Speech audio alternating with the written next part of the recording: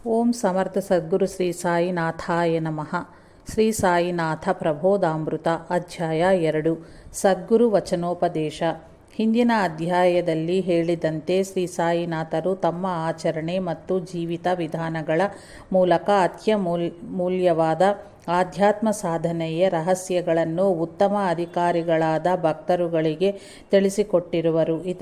ಇತರರಿಗೆಂದು ವಚನಗಳಲ್ಲಿ ಮಾತುಗಳಲ್ಲಿಯೂ ಸಹ ನಡೆದುಕೊಳ್ಳಬೇಕಾದ ಪಥಗಳನ್ನು ಹಾಕಿಕೊಟ್ಟಿರುವರು. ಅವುಗಳನ್ನು ಅರ್ಥೈಸಿಕೊಂಡು ಮನನ ಮಾಡಿ ಆಚರಣೆಗೆ ತರುವುದೇ ಸಾಧನೆ ಆಗಿದೆ. ಇಂತಹ ವಚನಗಳ ರೂಪದಲ್ಲಿ ಅಸಂಖ್ಯಾತರಾದ ಮಹನೀಯರುಗಳ ಸಾಧನೆಯೇ ಅನುಭವದ ಸಾರಾಂಶವೂ ಅಡಗಿದೆಯೆಂದು ಬೇರೆಯಾಗಿ ಹೇಳಬೇಕಾಗಿಲ್ಲ. ಅವುಗಳನ್ನು ಓದಿ ಚಿಂತನೆ ಮಾಡಿದ್ದಲ್ಲಿ ಒಂದು ವಿಶೇಷತೆ ಗೋಚರಿಸುವುದು. ಅವು ಯಾವ ಮತ ಸಂಪ್ರದಾಯಕ್ಕೂ ಸೇರಿದವುಗಳಲ್ಲವು. ಹಾಗೆಯೇ ಅವು ಯಾವ ಮತದಲ್ಲಿಯ ಹಠ, ಮಂತ್ರ, ಲಯ, ರಾಜಯೋಗಗಳಂತಹ ಸಾಧನಾ ಸಂಪ್ರದಾಯಗಳಿಗೂ ಪರಿಮಿತವಾಗಲಿಲ್ಲವು. ಎಲ್ಲ ಮತ ಸಂಪ್ರದಾಯಗಳವರು ಕೀಲಕಪ್ರಾಯವಾದ ಯಾವ ಜೀವನ ಮತ್ತು ಸಾಧನಾ ಸೂತ್ರಗಳನ್ನು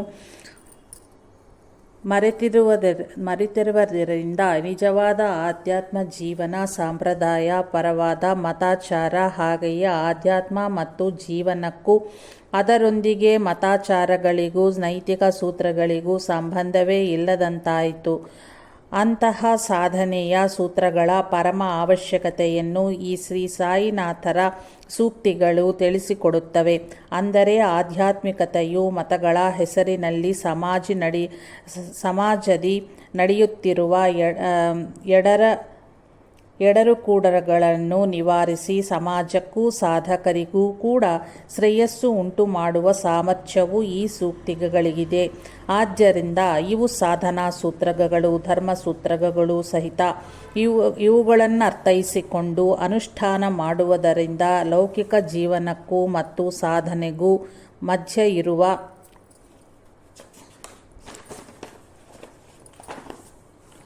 ಅಡ್ಡಗೋಡೆಯು ತೊಲಗಿ ಪರಿಶುದ್ಧವಾದ ಅವರವರ ಸಾಧನೆಯ ಜೀವನವೇ ಉತ್ತಮ ಸಾಮಾಜಿಕ ಜೀವನಕ್ಕೆ ಬುನಾದಿಯಾಗಿ ಮಾರ್ಪಡುವುದು. ಇಲ್ಲಿಯವರೆಗೂ ಸಾಧನೆಗೆ ಮಾರಕವಾಗಿ ಕಂಡ ಭಕ್ತರ ಲೌಕಿಕ ಜೀವನವು ಈ ಸೂಕ್ತಿಗಳಿಂದ ಪೂರಕವಾಗುತ್ತದೆ. ಸಾಧನೆಯು ಸಾಮಾಜಿಕ ಜೀವನವನ್ನು ಪರಿಶುದ್ಧವನ್ನಾಗಿ ಮಾಡುವ ಸಾಧನವಾಗಿ ಮಾರ್ಪಾಡಾಗುತ್ತದೆ. ಪ್ರಾಪಂಚಿಕ ಜೀವನವು ದೇವರನ್ನು ಮರೆಯುವಂತೆ ಮಾಡುವುದೆಂಬ ವಿಚಾರವು ತೊಲಗಿ ಸಾಧನೆಯ ಸ್ಮರಣೆಗೆ ತಂದುಕೊಟ್ಟು ಅದರ ಅನುಷ್ಠಾನ ಮಾಡುವಲ್ಲಿ ಎಡಬಿಡದ ನೆರಳಾಗಿ ಪ್ರತ್ಯಕ್ಷವಾಗುತ್ತದೆ. ಅಷ್ಟೇ ಅಲ್ಲ, ಶ್ರೀ ಸಾಯಿಯವರ ಸೂಕ್ತಿಗಳು ಕೇವಲ ಮನಸ್ಸಿಗೆ ಅರ್ಥಗೋಚರವಾಗುವ ಪದಜಾಲವು ಅಥವಾ ಶಬ್ದಜಾಲವು ಮಾತ್ರವಾಗಿರದೆ ಮಹಾಮಂತ್ರಗಳಾಗಿವೆ. ನಿರಂತರವೂ ಆತ್ಮನಿಷ್ಠರಾದ ಆತ್ಮವೇತ್ತರ ಮಾತುಗಳು. ಅವರ ಅತೀತವಾದ ತಪಶ್ಶಕ್ತಿಯಿಂದ ಹೊರಹೊಮ್ಮಿದವುಗಳಾಗಿರುತ್ತವೆ. ಆದ್ದರಿಂದಲೇ ಅಂತಹ ಆಧ್ಯಾತ್ಮ ಪರವಶರಾದ ಸತ್ಯದೃಷ್ಟರ ಮುಖದಿಂದ ಹೊರಬಿದ್ದವಾದ್ದರಿಂದಲೇ ವೇದ ಮಂತ್ರಗಳು ಪವಿತ್ರವೆಂದು ಅನಾದಿ ಕಾಲದಲ್ಲಿಯೂ ಸ್ಥಿರಗೊಂಡಿವೆ. ಖುರಾನ್ನಂತಹ ಗ್ರಂಥಗಳ ವಿಶಿಷ್ಟತೆಯೂ ಇದೆ. ಅದರಲ್ಲಿಯೂ ವಾಕ್ಯಗಳು ಅರ್ಹರಾದ ಸಹೃದಯರ ಮೇಲೆ ಮನಸ್ಸಿಗೂ ಬುದ್ಧಿಗೂ ಮೀರಿದ ಪ್ರಭಾವ ಬೀರುವುದು. ಮನಸ್ಸು ಮತ್ತು ಬುದ್ಧಿ ಯಾವ ಆತ್ಮದಿಂದ ಹುಟ್ಟುವವೋ ಆ ಮೂಲವಾದ ಚೈತನ್ಯದ ನೆಲೆಯಲ್ಲಿಯೇ ಒಂದು ವಿಶೇಷವಾದ ಜಾಗೃತಿಯನ್ನು ಉಂಟು ಮಾಡಬಲ್ಲವುಗಳಾಗಿವೆ. ಆದ್ದರಿಂದಲೇ ಮಹನೀಯರ ಮಾತುಗಳೆಲ್ಲವೂ ಶ್ರುತಿ ವೇದಗಳೇ ಹೌದು. ವೇದಗಳು ಹಾಗೆ ಪ್ರಕಾಶಗೊಂಡವುಗಳೇ ಆಗಿವೆ. ಅವುಗಳ ಅಧ್ಯಯನ, ಮನನ, ನಿಧಿಧ್ಯಾಸಗಳ ಮಾಡುವುದು ಆತ್ಮಸಾಕ್ಷಾತ್ಕಾರಕ್ಕೆ ಅತ್ಯವಶ್ಯ. ಆದ್ದರಿಂದಲೇ ಈ ಅಧ್ಯಾಯದಲ್ಲಿ ಕೆಲವು ಸಾಯಿ ಸೂಕ್ತಿಗಳ ಭಾವವನ್ನು ಆಚರಣೆಗೆ ಯೋಗ್ಯವಾಗುವಂತೆ ವಿವೇಚನೆ ಮಾಡೋಣ. ಸೂಕ್ತಿ: ಭಗವಂತನು ನಮ್ಮನ್ನು ಹೇಗಿರಿಸುವನೋ ನಾವು ಹಾಗೆಯೇ ಇರಬೇಕು. ಈ ಸೂಕ್ತಿ ವ್ಯಕ್ತಿಯಲ್ಲಿನ ಭಾವವು ಸ್ವಲ್ಪ ಮಟ್ಟಿಗೆ ಶ್ರದ್ಧಾ ಸಹನಗಳಿಗೆ ಬಗ್ಗೆ ಶ್ರೀ ಸಾಯಿನಾಥರು ಹೇಳಿದುದರಲ್ಲಿ ಸೇರಿಕೊಂಡಿದೆ. ಸಾಮಾನ್ಯವಾಗಿ ಮನುಷ್ಯನಿಗೆ ತನ್ನದು ಎಂದು ಎಷ್ಟೇ ಇದ್ದರೂ ಸರಿಯೇ ಇರುವುದರೊಂದಿಗೆ ಅಸಂತೃಪ್ತಿ ಇಲ್ಲದಿರುವುದಕ್ಕಾಗಿ ತಪನೆ, ಅಂದರೆ ಮನುಷ್ಯನ ನೈಜ ಗುಣವೇ ಆಸೆ. ಈ ಆಸೆಗೆ ಮೋಹವೇ ಕಾರಣ, ಮೋಹಕ್ಕೆ ಅವಿವೇಕವೇ ಕಾರಣ. ನಿಜವಾಗಿಯೂ ವ್ಯಾಮೋಹವೆಂದರೆ ಅವಿವೇಕವೇ ಹೌದು. ವ್ಯಾಮೋಹ, ಆಸೆ ಎಂಬುಗಳು ಅನೇಕ ಸ್ಥಾಯಿಗಳಲ್ಲಿ ಮತ್ತು ಅನೇಕ ರೀತಿಗಳಲ್ಲಿ ಮನುಷ್ಯವನ್ನು ಪ್ರೇರೇಪಿಸುತ್ತವೆ. ಶಾರೀರಿಕ ಸ್ಥಾಯಿಯಲ್ಲಿ ನೋಡಲು ತನ್ನ ಅಂತಸ್ತು, ಕುಲ, ವಂಶದ ಪ್ರತಿಷ್ಠೆ ಮತ್ತು ಅಂಧ ವಿಕಾರವೆಂಬ ಚಿಂತನೆಗಳ ಮೂಲಕ ಅವು ಕಾರ್ಯನಿರ್ವಹಿಸಿ ನಿಜವಾಗಿಯೂ ತಾನು ಕರ್ಮಸೂತ್ರವೆಂಬ ಭಗವಂತನ ನಿರ್ಣಯದ ಮೇರೆಗೆ ಜನ್ಮ ತಾಳಿರುವನೆಂಬುದ ಮರೆತು ಅತ್ಯಧಿಕವಾಗಿ ಮೇಲೆ ತಿಳಿಸಿದ ಆಯಾ ಲೌಕಿಕ ವಿಷಯಗಳ ಬಗ್ಗೆಯೇ ಅಧಿಕವಾಗಿ ಜನರಿಂದ ಗುರುತಿಸಲ್ಪಟ್ಟಬೇಕೆಂದು ಪ್ರಯತ್ನಿಸುವನು. ಇದಕ್ಕಾಗಿ ಕೀರ್ತಿ, ಪ್ರತಿಷ್ಠೆ, ಹಣ, ಅಧಿಕಾರಗಳಿಗಾಗಿ ಹೆಣಗುವನು. ತಪ್ಪು ಮಾರ್ಗದಲ್ಲಿ ಹೆಜ್ಜೆ ಇಡುವನು. ಧರ್ಮಹೀನರಾದ ಬಹಳ ಮಂದಿಯ ಕಾಲು ತೊಳೆಯುವನು ಮತ್ತು ಅವರನ್ನು ಮೆಚ್ಚಿಸಲು ಹೀನಪ್ರದವಾದ ವೃತ್ತಿಗೂ ಜಾರುವನು. ತನ್ಮೂಲಕ ಬಹಳಷ್ಟು ದುಷ್ಕರ್ಮಗಳನ್ನು ಮತ್ತೆ ಮತ್ತೆ ಮಾಡುವಂತಹ ಸಂಸ್ಕಾರಗಳನ್ನು ಸಂಚಯಿಸಿಕೊಳ್ಳುವನು. ಅಂದರೆ ಯಾವುದರಲ್ಲೆಲ್ಲ ಉನ್ನತಿಯನ್ನು ಹೊಂದಬೇಕೆಂದು ಹೆಣಗಾಡಿದನೋ ಆಯಾ ವಿಷಯಗಳಲ್ಲಿ ಮುಂಬರುವ ಜನ್ಮಗಳಲ್ಲಿ ದುಃಖಕ್ಕೆ ಕಾರಣವಾದ ಕರ್ಮ ಸಮೂಹವನ್ನು ಮೂಟೆ ಕಟ್ಟಿಕೊಳ್ಳುವನು. ಮಾನಸಿಕ ಸ್ಥಾಯಿಯಲ್ಲಿ ತಾನು ಬುದ್ಧಿವಂತನೆಂದು, ವಿಜ್ಞಾನಪರವಾದ ವಿಚಾರವಂತನೆಂದು ಜಗತ್ತನ್ನು ನಂಬಿಸಲೆತ್ನಿಸುವನು. ಈ ಯತ್ನದಲ್ಲಿ ತನ್ನನ್ನು ತಾನೇ ವಂಚಿಸಿಕೊಂಡು ತಾನು ನಿಜವಾಗಿಯೂ ಎಲ್ಲ ಬಲ್ಲವನೆಂಬ ಅಹಂಕಾರಕ್ಕೊಳಗಾಗಿ ಯಾರಾದರೂ ವಾಸ್ತವವನ್ನು ತಿಳಿಸಿಕೊಟ್ಟು ಹಿತನುಡಿಯ ಬಂದರೂ ಅಂತಹವರ ಮಾತುಗಳನ್ನು ತೃಣೀಕರಿಸಿ ಆತ್ಮನಾಶನ ಮಾಡಿಕೊಳ್ಳುವನು. ಮೇಲೆ ತಿಳಿಸಿದ ಭ್ರಾಂತಿ ಮತ್ತು ದುಷ್ಟ ಸಂಸ್ಕಾರಗಳೊಂದಿಗೆ ಕೂಡಿಕೊಂಡು ಮೋಕ್ಷಕ್ಕೆ ಕಾರಣವಾಗಬೇಕಾದ ಮನಸ್ಸನ್ನು ಬಲಿಷ್ಠವಾದ ಬಂಧನಕ್ಕೆ ಕಾರಣವಾಗುವಂತೆ ಮಾರ್ಪಾಡು ಮಾಡಿಕೊಳ್ಳುವನು. ಕರ್ಮದ ಸ್ಥಾಯಿಯಲ್ಲಿ ಜ್ಞಾನೇಂದ್ರಿಯ, ಕರ್ಮೇಂದ್ರಿಯಗಳನ್ನು ಮೇಲೆ ತಿಳಿಸಿದ ರೀತಿಯನ್ನನುಸರಿಸಿ ದುಷ್ಟಕರ್ಮಗಳಲ್ಲಿ ಮುಳುಗಿಸುವಂತಹ ಮತ್ತು ಹೀನಾತಿಹೀನ ಸ್ಥಿತಿಗೆ ಜಾರಿ ಬೀಳುವನು. ಇಷ್ಟೆಲ್ಲ ಕಷ್ಟಪಟ್ಟರೂ ಕೂಡ ಅವನ ಪೂರ್ವಕರ್ಮಗಳನ್ನನುಸರಿಸಿ ಅವನ ಯತ್ನಗಳು ಫಲಿಸದೆಯೇ ಹೋಗಬಹುದು. ಆಗ ಅವನು ನಿಜವಾದ ತೃಪ್ತಿ ಸಿಗದ ಕಾರಣ ಅಸೂಯೆ ಮತ್ತು ದ್ವೇಷವನ್ನು ಸಫಲರಾದರವರ ಮೇಲೆ ಸಾಧಿಸಿ ಮನಸ್ಸನ್ನು ಇನ್ನಷ್ಟು ಮಲಿನಪಡಿಸಿಕೊಳ್ಳುವನು. ಚೆನ್ನಬಸಪ್ಪ ವೀರಭದ್ರಪ್ಪ ಕಥೆಯಲ್ಲಿ ಬರುವ ಪಾತ್ರಗಳಂತೆ ದುರ್ಗತಿಯನ್ನು ತನಗೆ ತಾನೇ ಬರಮಾಡಿಕೊಳ್ಳುವನು. ಒಂದು ವೇಳೆ ಪುಣ್ಯವಶಾತ್ ಅವನ ಯತ್ನಗಳು ಫಲಿಸಿದರೆ ಅವನು ಅಹಂಕಾರದಿಂದ ಧನ, ಯೌವನ, ಸೌಂದರ್ಯ ಮತ್ತು ವಿದ್ಯೆಯ ಮದಗಳಿಗೆ ದಾಸನಾಗಿ ಇನ್ನೂ ಬಹಳಷ್ಟು ಹೀನ ಕರ್ಮಗಳನ್ನು ಮೇಲೆ ಎಳೆದುಕೊಳ್ಳುವನು. ಹೀಗೆ ಸಂಸ್ಕಾರಹೀನವಾದ ಅವನು ಲೌಕಿಕವಾದ ಧನಾದಿಗಳ ದೂರದಲ್ಲಿ ಮದ್ಯಪಾನಾದಿ ವ್ಯಸನಗಳಿಂದ ಮಹಾಪಾಪಗಳಿಗೆ ದಾಸನಾಗಿ ತನ್ನನ್ನು ತಾನು ಶ್ರೇಷ್ಠವೆಂದು ಭ್ರಮಿಸಿ ಹಿತವನ್ನುಂಟು ಮಾಡುವ ಧರ್ಮವನ್ನು ಕೈಲಾಗದವರ ಮಾತುಗಳೆಂದು ಉದಾಸೀನ ಮಾಡುವನು. ಅವನು ಸರ್ವ ವಿಧಗಳಿಂದಲೂ ತನ್ನ ಯತ್ನದಲ್ಲಿ ಸೋತಿರುವಾಗ ಬೂಜು ಕುಡಿದ ಮೊದಲಾದವುಗಳಿಂದ ತನ್ನ ದುಃಖವನ್ನು, ಅಸಂತೃಪ್ತಿಯನ್ನು ಮರೆಯಲಿತ್ನಿಸುವನು. ಆದ್ದರಿಂದ ಇಷ್ಟೆಲ್ಲ ದುಷ್ಕರ್ಮಗಳಿಗೂ ಕೂಡ ಜ್ಞಾನಿಗಳು ಹೇಳಿದ ಧರ್ಮಪರವಾದ ಹಿತವಚನಗಳನ್ನು ಕೇಳಿದ್ದಂತೂ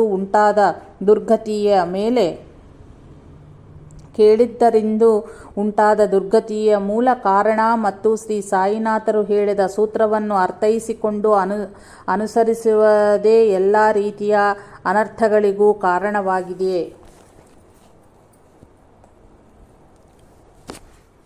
ಸ್ವಲ್ಪ ಸಾವಧಾನ ಚಿತ್ತನಾಗಿ ವಿವೇಚನೆ ಮಾಡಿದ್ದಲ್ಲಿ ತನ್ನ ಕರ್ಮನ ಅನುಸರಿಸಿ ತನಗೆಲ್ಲವೂ ಒದಗಿ ಬರುವುದೆಂದು ತಿಳಿಯುತ್ತದೆ. ಏನೇ ಮಾಡಿದರೂ ಸಹ ಅದಕ್ಕಿಂತಲೂ ಹೆಚ್ಚಾಗಲಿ ಕಡಿಮೆಯಾಗಲಿ ಫಲ ದೊರೆಯದು. ಹಾಗೆಂದು ಮನುಷ್ಯ ನಿಷ್ಕ್ರಿಯನಾಗಬೇಕೆಂದಲ್ಲ. ಕರ್ಮ ಸಿದ್ಧಾಂತವೇ ನಿಜವಾದಲ್ಲಿ ಹಾಗೆ ಹೆಚ್ಚು ಕಡಿಮೆ ಫಲ ಬರಲು ಸಾಧ್ಯವಿಲ್ಲ. ಆ ಸಿದ್ಧಾಂತದ ಪ್ರಕಾರ ಯಾರಿಗೆ ಎಷ್ಟು ಪ್ರಾಪ್ತಿವಿರುವುದೋ ಅಷ್ಟು ಪಡೆಯಲು ಅವರಲ್ಲಿ ಪ್ರೇರಣೆ ಉಂಟು ಮಾಡಿಸಿ ಅವರನ್ನು ನಿದ್ರಿಸಲು ವಿಶ್ರಮಿಸಲು ಬಿಡದೆ ಅಷ್ಟನ್ನೂ ಮಾಡಿಸಿಕೊಂಡು ಫಲ ಕೊಡುವುದು. ಈ ವಿಷಯವನ್ನು ಭಗವದ್ಗೀತೆಯಲ್ಲಿ ಶ್ರೀಕೃಷ್ಣನು ಹೇಳಿರುವನು. ರಾಗದ್ವೇಷಗಳಲ್ಲಿ ಮತ್ತು ಕರ್ಮಫಲಾಪೇಕ್ಷೆಯಲ್ಲಿ ಸಿಲುಕಿ ಹಾಕಿಕೊಳ್ಳದೆಯೇ ವಿವೇಕಿಯು ತನ್ನ ಕಾರ್ಯವನ್ನು ಕರ್ಮಯೋಗಿಯಾಗಿ ನಿರ್ವಹಿಸಿ ಅದೇ ಫಲವನ್ನು ಪಡೆಯುವನು. ಇಂತಲ್ಲದೆ ಮತ್ತೆ ಮತ್ತೆ ಆ ದ್ವಂದ್ವಗಳಲ್ಲಿಯೇ ಸಿಲುಕಿಕೊಂಡು ಪ್ರಯತ್ನಿಸುವುದರಿಂದ ಅವಿವೇಕಕ್ಕೆ ತಕ್ಕ ವೇದಿಕೆಯಂತೆ ತನ್ನ ಹೃದಯವು ರೂಪುಗೊಂಡು ನಿಜವಾದ ಶ್ರೇಯಸ್ಸಿಗೆ ದೂರವಾಗುವನು. ಭಗವಂತನು ತನ್ನನ್ನು ಹೇಗೆ ಸೃಷ್ಟಿಸಿರುವನೋ ಹಾಗೆಯೇ ಇರಲು ಸಾಧ್ಯವಾಗಬೇಕೆಂದರೆ ವಿವೇಕವಿರಬೇಕು. ಮೇಲೆ ತಿಳಿಸಿದ ಚಿಂತನೆಯು ವಿವೇಕಕ್ಕೊಂದು ಉದಾಹರಣೆಯಾಗುತ್ತದೆ. ಇಲ್ಲದಿದ್ದಲ್ಲಿ ಶ್ರೀ ಸಾಯಿನಾಥರಂತಹ ಸದ್ಗುರುವಿನಲ್ಲಿ ಪೂರ್ಣ ವಿಶ್ವಾಸದಿಂದಲಾದರೂ ಆ ಸೂತ್ರವನ್ನು ಅಂಗೀಕರಿಸಿ ಆಚರಿಸಬೇಕು. ಇಲ್ಲವೇ ಭಗವಂತನಲ್ಲಿ ವಿಶ್ವಾಸವಿರಿಸಿಯಾದರೂ ಹಾಗೆ ನಡೆದುಕೊಳ್ಳಬೇಕು. ಅಂದರೆ ವಾಸ್ತವವಾಗಿ ಭಗವಂತನು ತನ್ನನ್ನು ಹೇಗೆ ಸೃಷ್ಟಿಸಿರುವನೋ ಹಾಗೆಯೇ ಇರಬೇಕೆಂದರೆ ನಿರಾಡಂಬರನಾಗಿರಬೇಕೆಂದು ಅರ್ಥ. ಕುಲ ವಂಶಾದಿಗಳ ವಿಷಯವಾದರೂ ಮನೋಕಲ್ಪಿತಗಳಿಗೆ ಹೌದು.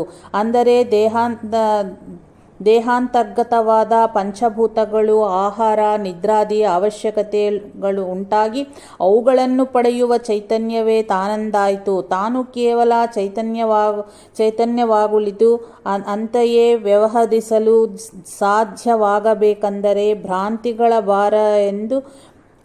ಭ್ರಾಂತಿಗಳ ಬಾರದೆಂದಾಯಿತು. ಹೀಗಿರಲು ವಿವೇಕಿಗೆ ಮಾತ್ರವೇ ಸಾಧ್ಯ. ವಿವೇಕಿಯಾದನು ಅಶಾಂತಿಗೂ ದುಃಖಕ್ಕೂ ಅಜ್ಞಾನ ಮತ್ತು ತನ್ಮೂಲಕ ಹುಟ್ಟಿದ ಕೋರಿಕೆಗಳಿಗೆ ಕಾರಣವೆಂದು ತಿಳಿದುಕೊಂಡು ಅವುಗಳನ್ನು ಜಯಿಸಲೆತ್ನಿಸುವನು. ಈ ಮೇರೆಗೆ ಚಿಂತನೆ ನಡೆಸಿದಲ್ಲಿ ಉನ್ನತವಾದ ಆಸ್ಥಾಯಿ ಏನೆಂಬುದು ಅರ್ಥವಾಗುತ್ತದೆ.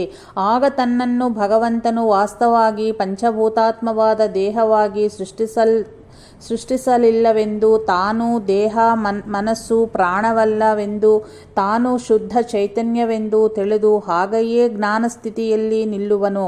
ಆದ್ದರಿಂದಲೇ ಜನರು ಶಿರಡಿಯ ಸಾಯಿಬಾಬಾ ಎನ್ನುವ ದೇಹವನ್ನು ದೈವವೆಂದು, ಗುರುವೆಂದು, ಮಹಾತ್ಮನೆಂದು ಪೂಜಿಸಿ ಗೌರವಿಸದರಾಗಲಿ, ಇಲ್ಲವೇ ನಿಂದಿಸಿ ಅಗೌರವದಿಂದ ವರ್ತಿಸದರಾಗಲಿ ಚಲಿಸದೆ ತಾವು ಶಿರಡಿಯಲ್ಲಿ ವಾಸ ಇರುವ 5.5 ಅಡಿಯ ದೇಹವೆಂದು ಯಾರು ತನ್ನನ್ನು ಗುರುತಿಸುವರೋ ಅಂಥವರು ತಮ್ಮನ್ನು ನೋಡಿಯೇ ಇಲ್ಲವೆಂದು ಹೇಳಿದರು.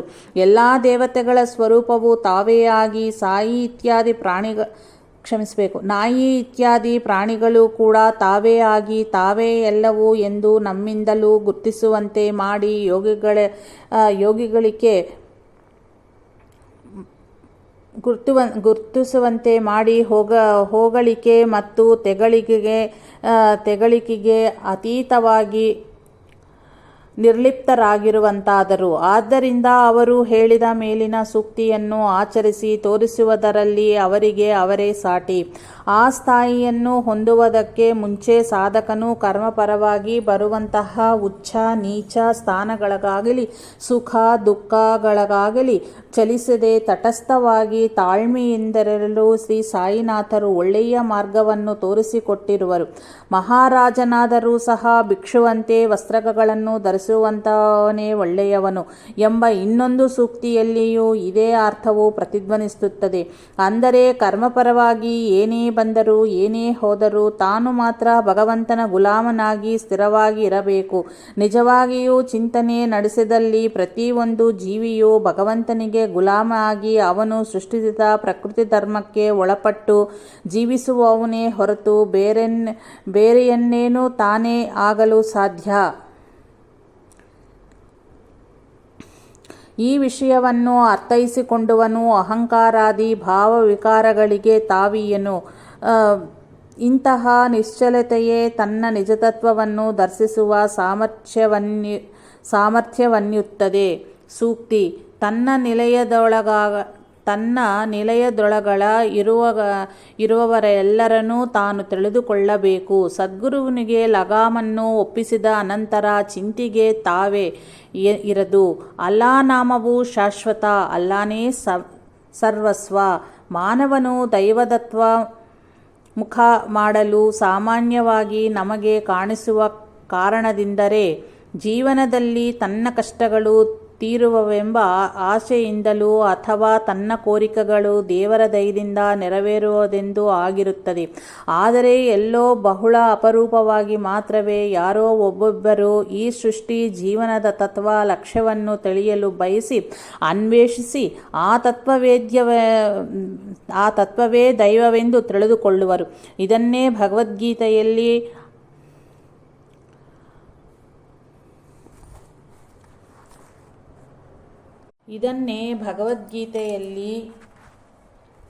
ಆರ್ತೋ ಜಿಜ್ಞಾಸುರರ್ಥಾರ್ಥಿ ಜ್ಞಾನಿ ಚ ಭರತರ್ಷಭ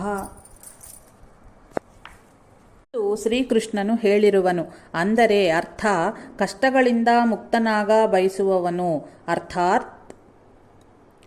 ಅರ್ಥಾರ್ಥಿ ಪುರುಷಾರ್ಥಗಳಾದ ಧರ್ಮ ಅರ್ಥ ಕಾಮಗಳನ್ನು ಹೊಂದಲು ಕೋರುವವನು.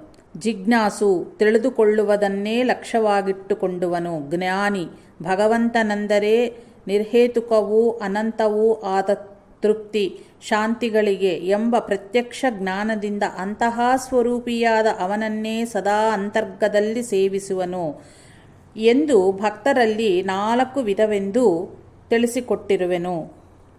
ಮನುಷ್ಯರ ಸಹಜ ಗುಣವನ್ನು ಅನುಸರಿಸಿ ಮೊದಲೆರಡು ಬಗೆಯೇ ಭಕ್ತರೇ ಹೆಚ್ಚು ಮಂದಿ ದೈವವನ್ನು ಆಶ್ರಯಿಸುವುದ ಲೋಕದಲ್ಲೆಡಲ ಕಾಣುದವು. ಇವರನ್ನು ಜಿಜ್ಞಾಸುಗಳ ವರ್ಗದಲ್ಲೇ ಎಣಿಸಲಾಗದು. ಏಕೆಂದರೆ ಇವರು ಸುಖ ದುಃಖಗಳಿಂದ ಕೂಡಿದ ಜೀವನದ ತತ್ವವನ್ನು ದೈವವನ್ನು ಕುರಿತು ತಿಳಿಯಲೆತ್ನಿಸುವರು. ಇವುಗಳನ್ನು ವಿವರಿಸುವ ಮತ್ತು ದೈವ ಪ್ರಾಪ್ತಿಗೆ ಪೂರಕವಾಗುವ ಗ್ರಂಥಗಳನ್ನು ಬೋಧನೆಗಳನ್ನು ಇವರು ಹಚ್ಚಿಕೊಳ್ಳುವುದಿಲ್ಲ. ಕಾರಣ ಅವರ ಲಕ್ಷ್ಯವು ದೈವವನ್ನು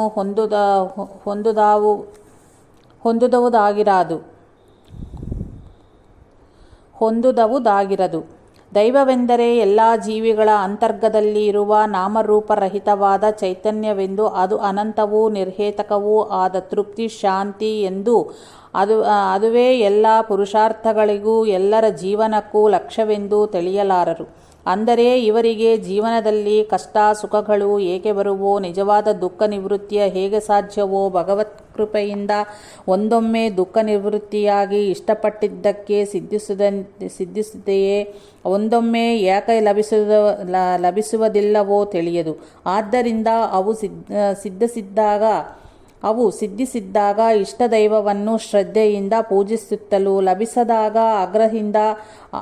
ಆಗ್ರಹದಿಂದ ಪೂಜೆಯನ್ನು ನಿಲ್ಲಿಸುತ್ತಲೂ, ಮತ್ತೆ ಅತ್ಯಂತ ದೊಡ್ಡ ಸಮಸ್ಯೆಗಳು ಎದುರಾದಾಗ ತಾವು ಇದುವರೆಗೂ ಆರಾಧಿಸಿದ ದೈವವನ್ನು ಬಿಟ್ಟಿರುವುದೇ ಕಾರಣವೆಂಬ ಭಯದಿಂದಾಗಲಿ ಅಥವಾ ಅನ್ಯಗತ್ಯಂತರವೇ ಕಾಣದೆ ಮತ್ತೆ ಆ ದೈವವನ್ನು ಆಶ್ರಯಿಸುವರು. ಇದು ಕೇವಲ ಒದ್ದೆಯಾದ ಬೆಂಕಿ ಕಡ್ಡಿಯನ್ನು ದೀಪದಲ್ಲಿಟ್ಟಿರುವ ತಕ್ಷಣವೇ ಹೊತ್ತಿಕೊಳ್ಳದ ಕಾರಣ ಜುಗುಪ್ಸೆಯಿಂದ ಹೊರಗೆಸೆದಂತಾಗುವುದು.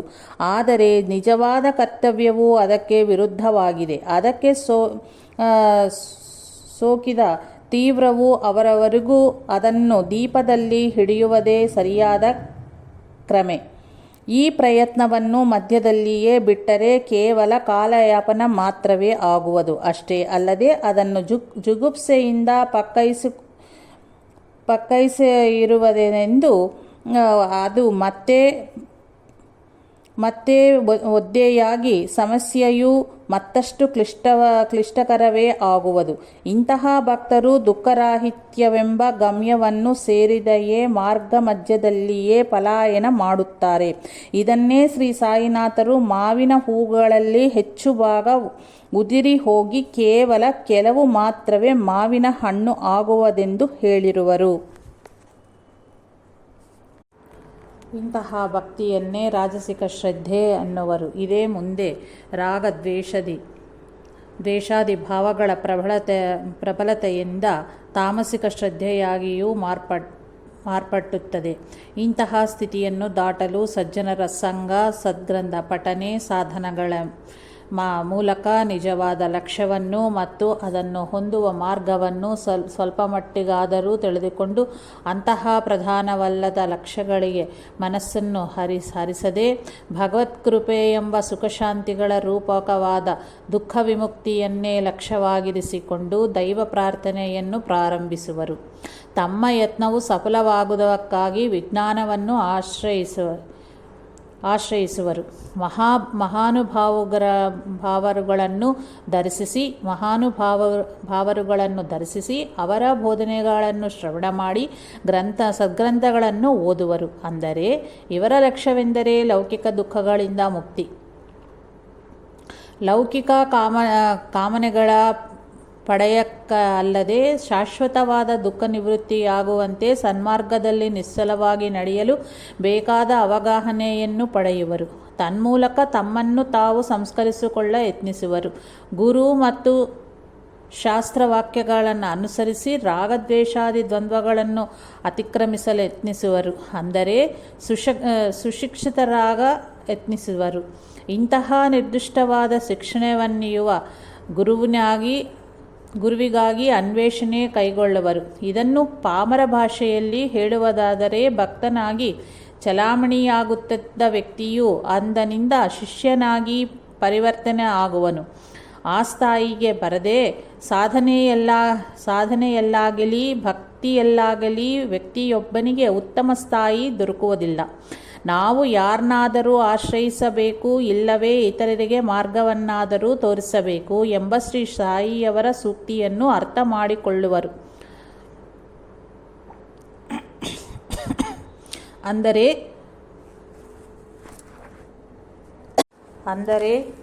ತಾನು ಗಮ್ಯ ಸೇರುವವರೆಗೂ ಗುರುವನ್ನು ಆಶ್ರಯಿಸಿಕೊಂಡೇ ಇರಬೇಕು ಎಂಬುದೇ ಈ ವಚನಕ್ಕೆ ಅರ್ಥ. ಅಂದರೆ ಶಾಸ್ತ್ರಜ್ಞಾನವಿದ್ದ ಮಾತ್ರಕ್ಕೆ ಮುಖ್ಯವಾದ ಸೂತ್ರವು ಪೂರ್ಣವಾಗಿ ಅರ್ಥವಾಗುತ್ತದೆಂದಲ್ಲ. ಅಹಂಕಾರಾದಿ ವಿಕಾರಗಳು ಜ್ಞಾನವನ್ನೂ ಕೂಡ ನಿಷ್ಫಲವಾಗಿನಿಸುವುದು. ಶಾಸ್ತ್ರದಲ್ಲಿ ಕೆಲವು ವಿಷಯಗಳನ್ನು ಓದಿಕೊಂಡು ತನಗೆ ಎಲ್ಲವೂ ತಿಳಿಯದೆಂಬ ಅಜ್ಞಾನವು ಪ್ರಬಲಗೊಳ್ಳುವುದನ್ನು ನಾವು ಎಲ್ಲೆಡೆಯಲ್ಲಿಯೂ ಕಾಣಬಹುದು. ಅಂದರೆ ತಾನು ಗಮ್ಯ ಸೇರುವವರೆಗೂ ಗುರುವನ್ನು ಆಶ್ರಯಿಸಿಕೊಂಡೇ ಇರಬೇಕು ಎಂಬುದೇ ಈ ವಚನಕ್ಕೆ ಅರ್ಥ. ಅಂದರೆ ಶಾಸ್ತ್ರಜ್ಞಾನವಿದ್ದ ಮಾತ್ರಕ್ಕೆ ಮುಖ್ಯವಾದ ಸೂತ್ರವು ಪೂರ್ಣವಾಗಿ ಅರ್ಥವಾಗುತ್ತದೆಂದಲ್ಲ. ಅಹಂಕಾರಾದಿ ವಿಕಾರಗಳು ಶಾಸ್ತ್ರಜ್ಞಾನವನ್ನು ಕೂಡ ನಿಷ್ಫಲವನ್ನಾಗಿಸುವುದು. ಶಾಸ್ತ್ರದಲ್ಲಿ ಕೆಲವು ವಿಷಯಗಳನ್ನು ಓದಿಕೊಂಡು ತನಗೆ ಎಲ್ಲವೂ ತಿಳಿಯದೆಂಬ ಅಜ್ಞಾನವು ಪ್ರಬಲಗೊಳ್ಳುವುದನ್ನು ನಾವು ಎಲ್ಲೆಡೆಯೂ ಕಾಣಬಹುದು. ಒಬ್ಬರನ್ನು ತನಗಿಂತಲೂ ಅಧಿಕರೆಂದು ಅಂಗೀಕರಿಸುವ ನಮ್ರತೆಯು ಬಹಳ ವಿರಳವಾಗಿರುವುದು. ಇದನ್ನೇ ಶ್ರೀ ಸಾಯಿಯವರು ತಾವು ಗುರುವನ್ನು ಅನ್ವೇಷಿಸಿದ ಕಥೆಯಲ್ಲಿ ಹೇಳಿರುವರು. ಆ ಕಥೆಯಲ್ಲಿ ಅವರೊಂದಿಗೆ ಹೊರಟವರು ಕಾಡಿನಲ್ಲಿ ಎದುರುಗೊಂಡ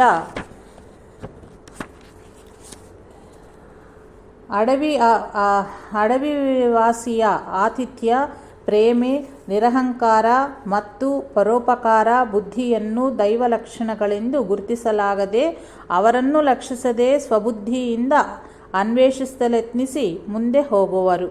ಮೊದಲಿಗೆ ಶ್ರೀ ಸಾಯಿಯವರು ಹಾಗೆಯೇ ಮಾಡುವರು. ಸಂಸಾರವೆಂಬುದೇ ಆ ಅಡವಿ. ರಾಗದ್ವೇಷ ಲೋಭಾದಿಗಳೇ ಅದರಲ್ಲಿಯ ಕ್ರೂರ ಜಂತುಗಳು. ಅಗಮ್ಯ ಗೋಚರವಾಗಿರುವುದು. ಆದ್ದರಿಂದಲೇ ಮಾರ್ಗದರ್ಶಿಯಾದ ಗುರುವಿನ ಸಹಾಯವನ್ನು ನಿರಾಕರಿಸಿ ಅಷ್ಟು ಶಾಸ್ತ್ರಜ್ಞಾನವಿದ್ದರೂ ಸಹ ದಾರಿ ತಪ್ಪಿ ಕಡೆಗೆ ಕೇವಲ ಪೂರ್ಣ ಕಾರಣದಿಂದ ಮಾತ್ರವೇ ಮೊದಲು ಹೊರಟ ಸ್ಥಳಕ್ಕೆ ಬಂದು ಮತ್ತೆ ಆ ಮಾರ್ಗದರ್ಶಿಯನ್ನು ಭೇಟಿಯಾಗುತ್ತಾರೆ. ಆದರೆ ಆ ಬಾರಿಯೂ ಸಹ ಶ್ರೀ ಸಾಯಿ ಒಬ್ಬರೇ ಸದ್ಯದ ತಮ್ಮ ಕರ್ತವ್ಯವೆನ್ನೆಂಬುದನ್ನು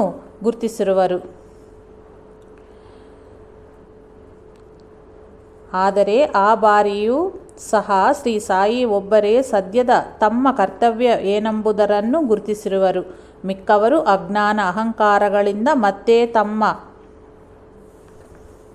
ಅವಕಾಶವನ್ನು ಕಳೆದುಕೊಳ್ಳುವರು. ಕಡೆಗೆ ದೈವದ ಬಗ್ಗೆ ತಮ್ಮ ಅನ್ವೇಷಣೆಯನ್ನು ಬಿಟ್ಟು ಅಲೆಮಾರಿಗಳಾಗುವರು. ಅಂದರೆ ಜನನ ಮರಣ ರೂಪವಾದ ಸಂಸಾರ ಚಕ್ರದಲ್ಲಿ ಸಿಲುಕಿ ಶ್ರಮಪಡುತ್ತಲೇ ಇದ್ದುಬಿಡುತ್ತಾರೆ. ಅಂದರೆ ಅವರ ಶಾಸ್ತ್ರಜ್ಞಾನವೂ ಸಹ ಅವರಿಗೆ ಯಾವ ರೀತಿಯಲ್ಲಿಯೂ ಉಪಕರಿಸಲಿಲ್ಲ. ನಿಜವಾದ ಶಾಸ್ತ್ರಜ್ಞಾನದಿಂದ ಮನುಷ್ಯನು ನಮ್ರನಾಗಬೇಕು. ಲಕ್ಷ್ಯ ಸಾಧಿಸಲು ಬೇಕಾಗಿರುವುದೆಂದರೆ ಸದ್ಗುಣ, ಸಾಧನ, ಸಂಪತ್ತು. ಅದು ತನ್ನಲ್ಲಿ ಇಲ್ಲವೆಂಬುದು ಚೆನ್ನಾಗಿ ತಿಳಿಯುವುದರಿಂದ ತನ್ನಲ್ಲಿರುವ ಅಹಂಕಾರವು ನಿರ್ಮೂಲನವಾಗಿ ಪರಿಪೂರ್ಣರಾದ ಮಹಾನುಭಾವರಲ್ಲಿ ಭಕ್ತಿಶ್ರದ್ಧೆಗಳು ಏರ್ಪಡಬೇಕು. ಹಾಗಾಗದೆ ಅಹಂಕಾರವೇ ಬೆಳೆದು ಮಹಾತ್ಮರುಗಳ ವಿಷಯದಲ್ಲಿ ತಿರಸ್ಕಾರ, ನಿರ್ಲಿಪ್ತ ಭಾವನೆಯುಂಟಾದರೆ ಸಂಪಾದಿಸಿದ ಪಾಂಡಿತ್ಯವು ಜೀರ್ಣವಾಗದ ಅಹಂಕಾರದಂತೆ ವಿಷತುಲ್ಯವಾಗಿ ಪರಿಣಮಿಸಿತಂತ ಅರ್ಥ. ಇಂತಹ ಅಹಂಭಾವನೀಯವಾದ ಪರಿಣಾಮಗಳೇ ಏರ್ಪಡಬಾರದೆಂದೇ ಶಾಸ್ತ್ರ ಅಧ್ಯಯನವನ್ನೊಂದು ತಮ್ಮಷ್ಟಕ್ಕೆ ತಾವೇ ಮಾಡಬಾರದು ಎಂದು ಅವುಗಳನ್ನು ಬೋಧಿಸಲು ಸಮರ್ಥರೂ ಅರ್ಹರೂ ಆದ ಆಚಾರ್ಯರಲ್ಲಿಯೇ ಅಭ್ಯಾಸ ಮಾಡಬೇಕೆಂದು ಶಾಸ್ತ್ರವೇ ತಿಳಿಸಿಕೊಡುತ್ತದೆ. ಶಾಸ್ತ್ರದಲ್ಲಿ ಹೇಳಿರುವ ಸತ್ಯಗಳನ್ನು ಸರಿಯಾಗಿ ಗ್ರಹಿಸಿ ನಿರಹಂಕಾರಾದಿ ಶುಭ ಲಕ್ಷಣಗಳುಳ್ಳ ಗುರುವಿನ ಸೇವೆಯಲ್ಲಿ ತತ್ಪರನಾದವನೇ ಅಂತಹ ಆಚಾರ್ಯನೆನಿಸಿಕೊಳ್ಳುವನು. ತಾನು ಬೋಧಿಸುವುದನ್ನು ಆಚರಿಸಿ ತೋರಿಸುವನೇ ಆಚಾರ್ಯನು. ಆಚರಣೆಯಿಲ್ಲದವನ ಬಳಿ ಎಷ್ಟೇ ಶ್ರೇಷ್ಠವಾದ ಶಾಸ್ತ್ರಾಧ್ಯಯನವನ್ನು ಮಾಡಿದರೂ ಅದು ನಿಷ್ಫಲವಾದ್ದರೆಂದೇ ಶಾಸ್ತ್ರ ಹೇಳುತ್ತದೆ. ಪವಿತ್ರವಾದ ಗಂಗಾಜಲವೂ ಸಹಿತ ಮೋರಿಯಲ್ಲಿಯೂ ನಾಯಿಯ ತೂಗಲಿನಲ್ಲಿಯೂ ಬಿದ್ದರೆ ಹೇಗೆ ಕುಡಿಲಿಕ್ಕೆ ಅಯೋಗ್ಯವಾದದ್ದೋ ಹಾಗೆಯೇ ಆಚರಣೆಯಲ್ಲಿದ್ದವರ ಬೋಧನೆಯೂ ಅಯೋಗ್ಯವೆನಿಸಿಕೊಂಡು ಕೆಟ್ಟ ಫಲವನ್ನೇ ಕೊಡುವುದು. ಅಂತಹವರಲ್ಲಿ ಅಧ್ಯಯನ ಮಾಡಿದವನು ಸಹಿತ ಇತರರಿಗೆ ಬೋಧಿಸುವನೇ ಹೊರತು ತಾನು ಆಚರಿಸುವುದು ಎಷ್ಟು ಮುಖ್ಯವೆಂದು ತಿಳಿಯದೆಯೇ ಇತರರಿಗೆ ಬೋಧೆಗೈಯುವ ಯತ್ನಿಸುವನು. ಕೀರ್ತಿ ಧನಾದಿಗಳ ವ್ಯಾಮೋಹದಿಂದ ಮಾತ್ರವೇ ಬೋಧನೆಗೈಯುವುದರಿಂದ ಅವನ ಶಿಷ್ಯರಿಗೂ ಸಹಿತ ಅಂತಹ ಕುಸಂಸ್ಕಾರಗಳೇ ಪ್ರಾಪ್ತವಾಗುವವು. ಆದ್ದರಿಂದ ಆಚಾರ್ಯನ ಗುಣಗಳನ್ನು ಪರಿಶೀಲಿಸಿ ತೃಪ್ತನಾದ ನಂತರವೇ ಅವರಲ್ಲಿ ಅಧ್ಯಯನ ನಡೆಸಬೇಕು. ಶ್ರೀ ಸಾಯಿನಾಥರಲ್ಲಿ ಸಮರ್ಥರಾದ ಆಚಾರ್ಯರಲ್ಲಿ ಇರಬೇಕಾದ ಗುಣಗಳು ಸಂಪೂರ್ಣವಾಗಿ ತುಂಬಿವೆ ಎಂಬುದೇ ಶ್ರೀ ಸಾಯಿ ಲೀಲಾಮೃತವನ್ನು ಶ್ರದ್ಧೆಯಿಂದ ಓದಿದವರಿಗೆ ತಿಳಿಯುತ್ತದೆ. ಹೀಗಲ್ಲದೆ ಶಾಸ್ತ್ರಜ್ಞಾನವಿದೆಯೆಂಬ ಗರ್ವದಿಂದ ಗುರುವಾಕ್ಯವನ್ನು ತೃಣೀಕರಿಸಿದವನ ಗತಿ ಏನಾಗುವುದೆಂಬುದನ್ನು ಶ್ರೀ ಸಾಯಿನಾಥರ ಚರಿತ್ರೆಯು ಸೂಚಿಸುತ್ತದೆ. ಒಮ್ಮೆ ಶ್ರೀ ಬಾಬಾ ಅವರು ಮೇಕೆಗಳ ಮಂದೆಯಿಂದ 2 ಮೇಕೆಗಳನ್ನು ಕೊಂಡು ಅವುಗಳಿಗೆ ಮೇವನ್ನು ಕೊಂಡು ತಿನ್ನಿಸಿದರು. ಬಾಬಾರವರು ಮೋಸ ಹೋದರೆಂದು ಭಕ್ತರು ಗಲಾಟೆ ಮಾಡಿ ಅವುಗಳನ್ನು ಮತ್ತೆ ಮಾರದವನಿಗೆ ಹಿಂದಿರುಗಿಸುವವರೆಗೂ ಸುಮ್ಮನಾಗಲಿಲ್ಲ. ಆಗ ಬಾಬಾ ಅವರು ಆ 2 ಮೇಕೆಗಳು ಹಿಂದಿನ ಜನ್ಮದಲ್ಲಿ ಅವರ ಮಿತ್ರರೆಂದು, ಅವರಿಬ್ಬರು ಪರಸ್ಪರ ರಾಗ ದ್ವೇಷಗಳೊಳಗಾಗಿ ಪಶುಜನ್ಮವನ್ನು ಎತ್ತಿದರೆಂದು, ಹಿಂದಿನ ಜನ್ಮದ ಸ್ನೇಹಭಾವದಿಂದ ಅವರನ್ನು ಈ ಜನ್ಮದಲ್ಲಿ ಹತ್ತಿರಕ್ಕೆ ಕರೆದುಕೊಳ್ಳುವನೆಂದು ಅಂದುಕೊಂಡನೆಂದರು. ಅವರುಗಳ ದುಷ್ಕರ್ಮವು ಶಿಷ್ಯರುಗಳು ಗಲಾಟೆ ಮಾಡಿ ಅವುಗಳನ್ನು ಹಿಂದಿರುಗಿಸುವವರೆಗೂ ಸುಮ್ಮನಾಗಲಿಲ್ಲವೆಂದು ಹೇಳಿದರು.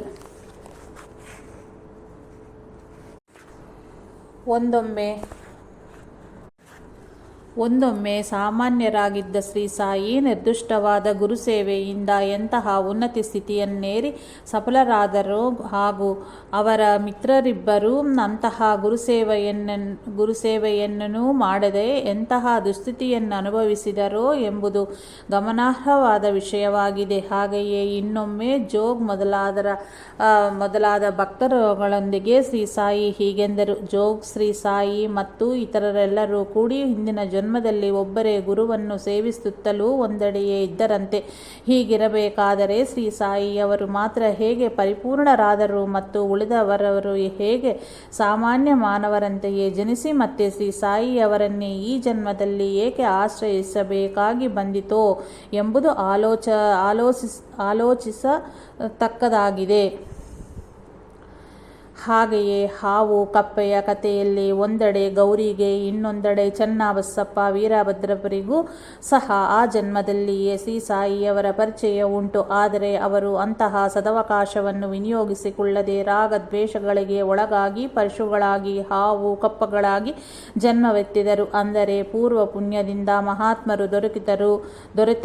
ಅವರ ಆ ಸಾಂಗತ್ಯವನ್ನು ಸಫಲವಾಗಿಸಿಕೊಳ್ಳಲು ಅತ್ಯಂತ ವಿವೇಕದಿಂದಲೂ ನಮ್ರತೆಯಿಂದಲೂ ತಕ್ಕ ಕೃಷಿ ಮಾಡಬೇಕು ಎಂದು. ಇಲ್ಲದಿದ್ದಲ್ಲಿ ಎಲ್ಲವೂ ವ್ಯರ್ಥವಾಗಿ ಶ್ರೀ ಸಾಯಿನಾಥರು ಸಹ ಅವರಿಗೆ ಯಾವ ರೀತಿಯಲ್ಲಿಯೂ ಶ್ರೇಯಸ್ಸು ಉಂಟು ಮಾಡಲಾಗದಂತಹ ದುಸ್ಥಿತಿಯು ಪ್ರಾಪ್ತವಾಗುತ್ತದೆ ಎಂದು ಗುರುತಿಸಬೇಕು. ಇಂತಹ ಅವರೋಧಗಳನ್ನು ತೊಲಗಿಸಿಕೊಳ್ಳುತ್ತಾ ಆರ್ತನೂ ಅರ್ಥಾರ್ಥಿಯೂ ಆದ ಭಕ್ತನು ಜಿಜ್ಞಾಸುವಾಗಿ ಒಬ್ಬ ಗುರುವನ್ನು ಆಶ್ರಯಿಸತಕ್ಕ ಶಿಷ್ಯನಾಗಿ ಪರಿವರ್ತಿಸಿಕೊಳ್ಳಬೇಕು. ಗುರುವನ್ನು ಆಶ್ರಯಿಸುವುದೆಂದರೆ ಇದೇ ಆಗಿದೆ. ಅಂದರೆ ಕೇವಲ ಲೌಕಿಕ ದುಃಖಗಳ ತಾತ್ಕಾಲಿಕ ನಿವೃತ್ತಿ ಮತ್ತು ಲೌಕಿಕ ಕೋರಿಕೆಗಳ ನೆರವೇರಣೆಗಾಗಿಸದೆ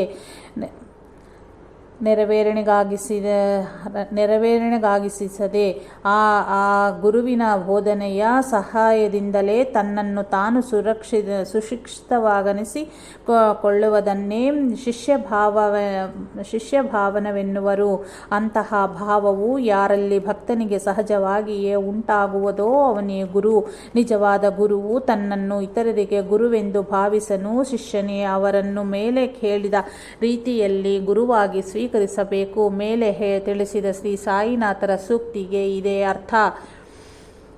ಸದ್ಗುರುವಿಗೆ ಲಗಾಮನ್ನು ಅರ್ಪಿಸುವುದೆಂದರೆ ಎಂದು ಅರ್ಥವಾದರೂ ಅದನ್ನು ಆಚರಿಸುವುದು ಬಹಳ ಕಷ್ಟವಾಗುತ್ತದೆ. ಅಂತೆಯೇ ಆಚರಿಸಲು ನಮ್ಮನ್ನು ಅಡ್ಡಪಡಿಸುವ ಸಮ್ಮೇಳನಗಳಿನ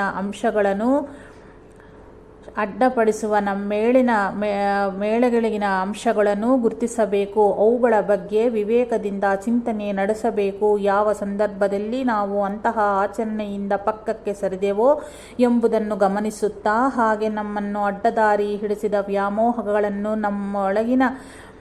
ನಮ್ಮೊಳಗಿನ ಭ್ರಾಂತಿಗಳನ್ನು ಗುರುತಿಸಿ ಅವುಗಳನ್ನು ನಿರ್ದಿಷ್ಟವಾದ ವಿವೇಚನಾ ಜ್ಞಾನದಿಂದ ತೊಲಗಿಸಬೇಕು. ಅದಕ್ಕೆ ಮುಂಚೆ ಅವುಗಳನ್ನು ಗುರುತಿಸಬೇಕು. ಮೊದಲು ಕೋಟಿಯೊಳಗಿನ ಅಂತಹ ಶತ್ರುಗಳನ್ನು ಮಿತ್ರರನ್ನು ಗುರುತಿಸಿ ತಕ್ಕ ಜಾಗ್ರತೆಯನ್ನು ವಹಿಸಿದಲ್ಲಿ ನಿತ್ಯವೂ ಧರ್ಮಕ್ಷೇತ್ರವಾದ ನಮ್ಮಗಳ ಹೃದಯದಲ್ಲಿಯೂ ಮತ್ತು ಕುರುಕ್ಷೇತ್ರವಾದ ಶರೀರದಲ್ಲಿಯೂ ನಡೆಯುವ ಧರ್ಮಾಧರ್ಮಗಳ ಹೋರಾಟದಲ್ಲಿ ಧರ್ಮಕ್ಕೆ ವಿಜಯವು ದೊರಕುವಂತಾಗಿ ಉದ್ಧಾರವಾಗುವುದಾದರೂ ಹೇಗೆ? ವೇದಾಂತ ಪರವಾಗಿ ನೋಡಿದ್ದಲ್ಲಿ ನಮ್ಮ ದೇಹ ರೂಪದಲ್ಲಿ ಪಂಚಭೂತಗಳು, ಪಂಚಪ್ರಾಣಗಳು, ದಶೇಂದ್ರಿಯಗಳು, ಮನಸ್ಸು, ಚಿತ್ತ, ಅಹಂಕಾರ, ತ್ರಿಗುಣಗಳನ್ನು ಅಂದರೆ ನಮ್ಮ ನಿಲಯ ವಾಸಸ್ಥಾನದೊಳಗಿರವರ ಎಲ್ಲರನ್ನೂ ತಿಳಿದುಕೊಂಡರೆ ಅವುಗಳಿಗೆ ಭಿನ್ನವಾಗಿರುವ ವಿಲಕ್ಷಣವಾದ ಆತ್ಮವನ್ನು, ಪರಮಾತ್ಮವನ್ನು, ಶಾಶ್ವತನಾಮವಾದವನ್ನೂ ಸರ್ವಸ್ವವನ್ನೂ ಗುರುತಿಸಲು ಸಮರ್ಥರಾಗುತ್ತೇವೆ. ಇಲ್ಲದಿದ್ದರೆ ಮೊದಲೇ ತಿಳಿಸಿದ ವಿಧಾನದಲ್ಲಿ ಆತ್ಮ ಪರಿಶೀಲನೆ ವಿವೇಕಗಳಿಂದ ನಮ್ಮ ಆಚರಣೆಯನ್ನು ನಿರ್ದುಷ್ಟವಾಗಿಸಿಕೊಂಡು ಬಾಬಾರವರು ಹೇಳಿದ ರೀತಿಯಲ್ಲಿ ಸಾಧನೆ ಮಾಡಿದಲ್ಲಿ ಅಲ್ಲಾ ನಾಮವೇ ಶಾಶ್ವತವೆಂದು ಸರ್ವಸ್ವವೆಂದು ತಿಳಿಯಬಲ್ಲವಾಗುವವು. ಸೂಕ್ತಿ: ಗುರುವನ್ನು ತಿಳಿದುಕೊಳ್ಳಬೇಕು. ಇಲ್ಲದಿದ್ದರೆ ಬಂದಿರುವುದಾದರೂ ಏತಕ್ಕೆ? ಬೆರಣಿಗಳನ್ನಾರಿಸಿಕೊಳ್ಳಲು ಬಂದಿರುವೆಯೇನು? ಸದ್ಗುರುವು ಲಭಿಸುವುದೇ ಮಹಾಭಾಗ್ಯ. ಆದರೆ ಮೇಲೆ ಹೇಳಿರುವ ರೀತಿಯಲ್ಲಿ ಅದು ಸಫಲವಾಗಬೇಕೆಂದರೆ ಸದ್ಗುರುವಿನ ಪ್ರಾಶಸ್ತ್ಯವನ್ನು ಅರಿತುಕೊಂಡು ತಕ್ಕ ರೀತಿಯಲ್ಲಿ ಸೇವಿಸಿ, ಆಶ್ರಯಿಸಿ, ಅನುಸರಿಸಬೇಕು. ಅಂದರೆ ಅವರ ಮಹಿಮೆಯನ್ನು ತಿಳಿದುಕೊಂಡು ಅವರಲ್ಲಿ ಗುರುಭಾವನೆಯನ್ನು ಹೊಂದುವಂತಾಗಬೇಕು. ಇದಕ್ಕೆ ಸರಿಯಾದ ಶಾಸ್ತ್ರಜ್ಞಾನ ಮತ್ತು ವಿವೇಕ ಅತ್ಯವಶ್ಯಕ. ಇವುಗಳಿಲ್ಲದೆ ಸದ್ಗುರುವಿನ ಸನ್ನಿಧಿ ದೊರಕಿದರೂ ಎಷ್ಟು ಮಂದಿ ಅದನ್ನು ಉಪಯೋಗಿಸಿಕೊಳ್ಳುವರೋ ಎಂಬುದನ್ನು ಗಮನಿಸಿದವು. ಈ ವಿಷಯವನ್ನು ಪ್ರತ್ಯಕ್ಷವಾಗಿ ಶ್ರೀ ಸಾಯಿನಾಥರಿಂದ ಕೇಳಿ ಅದನ್ನು ಆಚರಿಸಿ ಶ್ರೀ ಸಾಯಿಯವರು ಹೊಂದಿದ ಮಹೋನ್ನತ ಸ್ಥಿತಿಯನ್ನು ನೋಡಿಯೂ ಸಹ ಅವರನ್ನು ಆ ವಿಧದಲ್ಲಿ ಯಾರು ಸೇವಿಸಲಾಗದಿರುವುದೇ ವಿಚಿತ್ರ.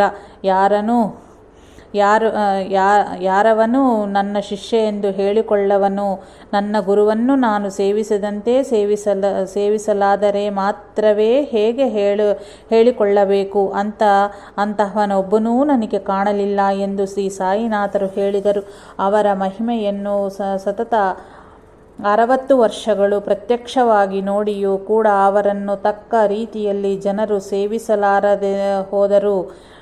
ಎಂದ ಮೇಲೆ ಅವರ ಚರಿತ್ರೆಯನ್ನು ಪಾರಾಯಣ ಮಾಡಿ ಅವರ ಮಹಾಸಮಾಧಿಯ ನಂತರ ಅವರ ಇರುವಿಕೆಯ ಅನುಭವಗಳನ್ನು ಪಡೆಯುವ ನಾವು ಇನ್ನಷ್ಟು ಜಾಗ್ರತೆಯಿಂದ ನಡೆದುಕೊಂಡರೆ ಲಕ್ಷ್ಯವನ್ನು ಸಾಧಿಸಲಾದೀತು ಎಂಬುದನ್ನು ಗುರುತಿಸಿ ನಡೆದುಕೊಳ್ಳಬೇಕು.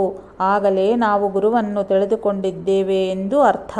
ತಿಳಿದುಕೊಳ್ಳದಿದ್ದಲ್ಲಿ ಅವರ ಹತ್ತಿರವಿದ್ದರೂ ಕೂಡ ಪ್ರಯೋಜನ ಇರುವುದಿಲ್ಲ. ಮಾವಿನ ಕುಸುಮಗಳಂತೆ ನಾವು ಸಹ ಉದುರಿ ಹೋಗುತ್ತೇವೆ.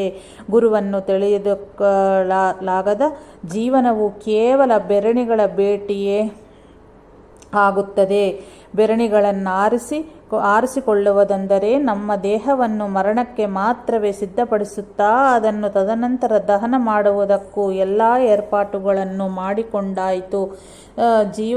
ಜೀವನಕ್ಕೊಂದು ಹಾದಿಯೂ ಲಕ್ಷ್ಯವೂ ಇಲ್ಲದವರೆಲ್ಲರೂ ಮಾಡುವ ಲೌಕಿಕ ಕ್ರಿಯೆಗಳೆಲ್ಲವೂ ಹೀಗೆ ಇರುತ್ತವೆ ಎಂದರೆ ವೃದ್ಧಾಪ್ಯ ಬರುವವರೆಗೂ ಶರೀರವನ್ನು ಪೋಷಿಸಿ ಮರಣಾನಂತರ ದಹನಾದಿ ಕ್ರಿಯೆಗಳನ್ನು ನಡೆಸುವುದಕ್ಕೆ ಮಕ್ಕಳನ್ನು ಹೆರುವುದು. ಹಾಗೆಯೇ ಮತ್ತೆ ಮತ್ತೆ ಜನ್ಮ ತಾಳುತ್ತಲೂ ಪ್ರತಿ ಜನ್ಮದಲ್ಲಿಯೂ ಮರಣಕ್ಕೆ ಆಣಿಯಾಗುತ್ತಲೇ ಇರುವುದು. ಮಾನವ ಜನ್ಮ, ವಿಕಲಾಂಗವಲ್ಲದ ದೇಹ, ಸದ್ಗುರು ಸಾಂಗತ್ಯ ದೊರಕಿದರೂ ಕೂಡ ಜನನ ಮತ್ತು ಜೀವನದ ನಿಜವಾದ ಲಕ್ಷ್ಯ ಮರಣರಾಹಿತ್ಯವೇ ಎಂಬುದನ್ನು ತಿಳಿದುಕೊಂಡು ಅದನ್ನು ಹೊಂದಲು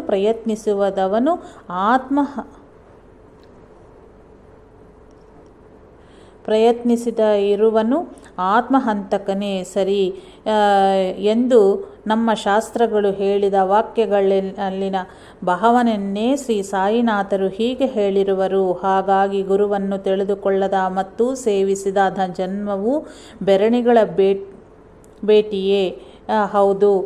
ಆಧ್ಯಾತ್ಮವಿಲ್ಲದ ಜನ್ಮ, ಗುರುವಿಲ್ಲದ ಆಧ್ಯಾತ್ಮ ವ್ಯರ್ಥ. ಆಧ್ಯಾತ್ಮವಿಲ್ಲದ ಜನ್ಮ, ಗುರುವಿಲ್ಲದ ಆಧ್ಯಾತ್ಮ ವ್ಯರ್ಥ.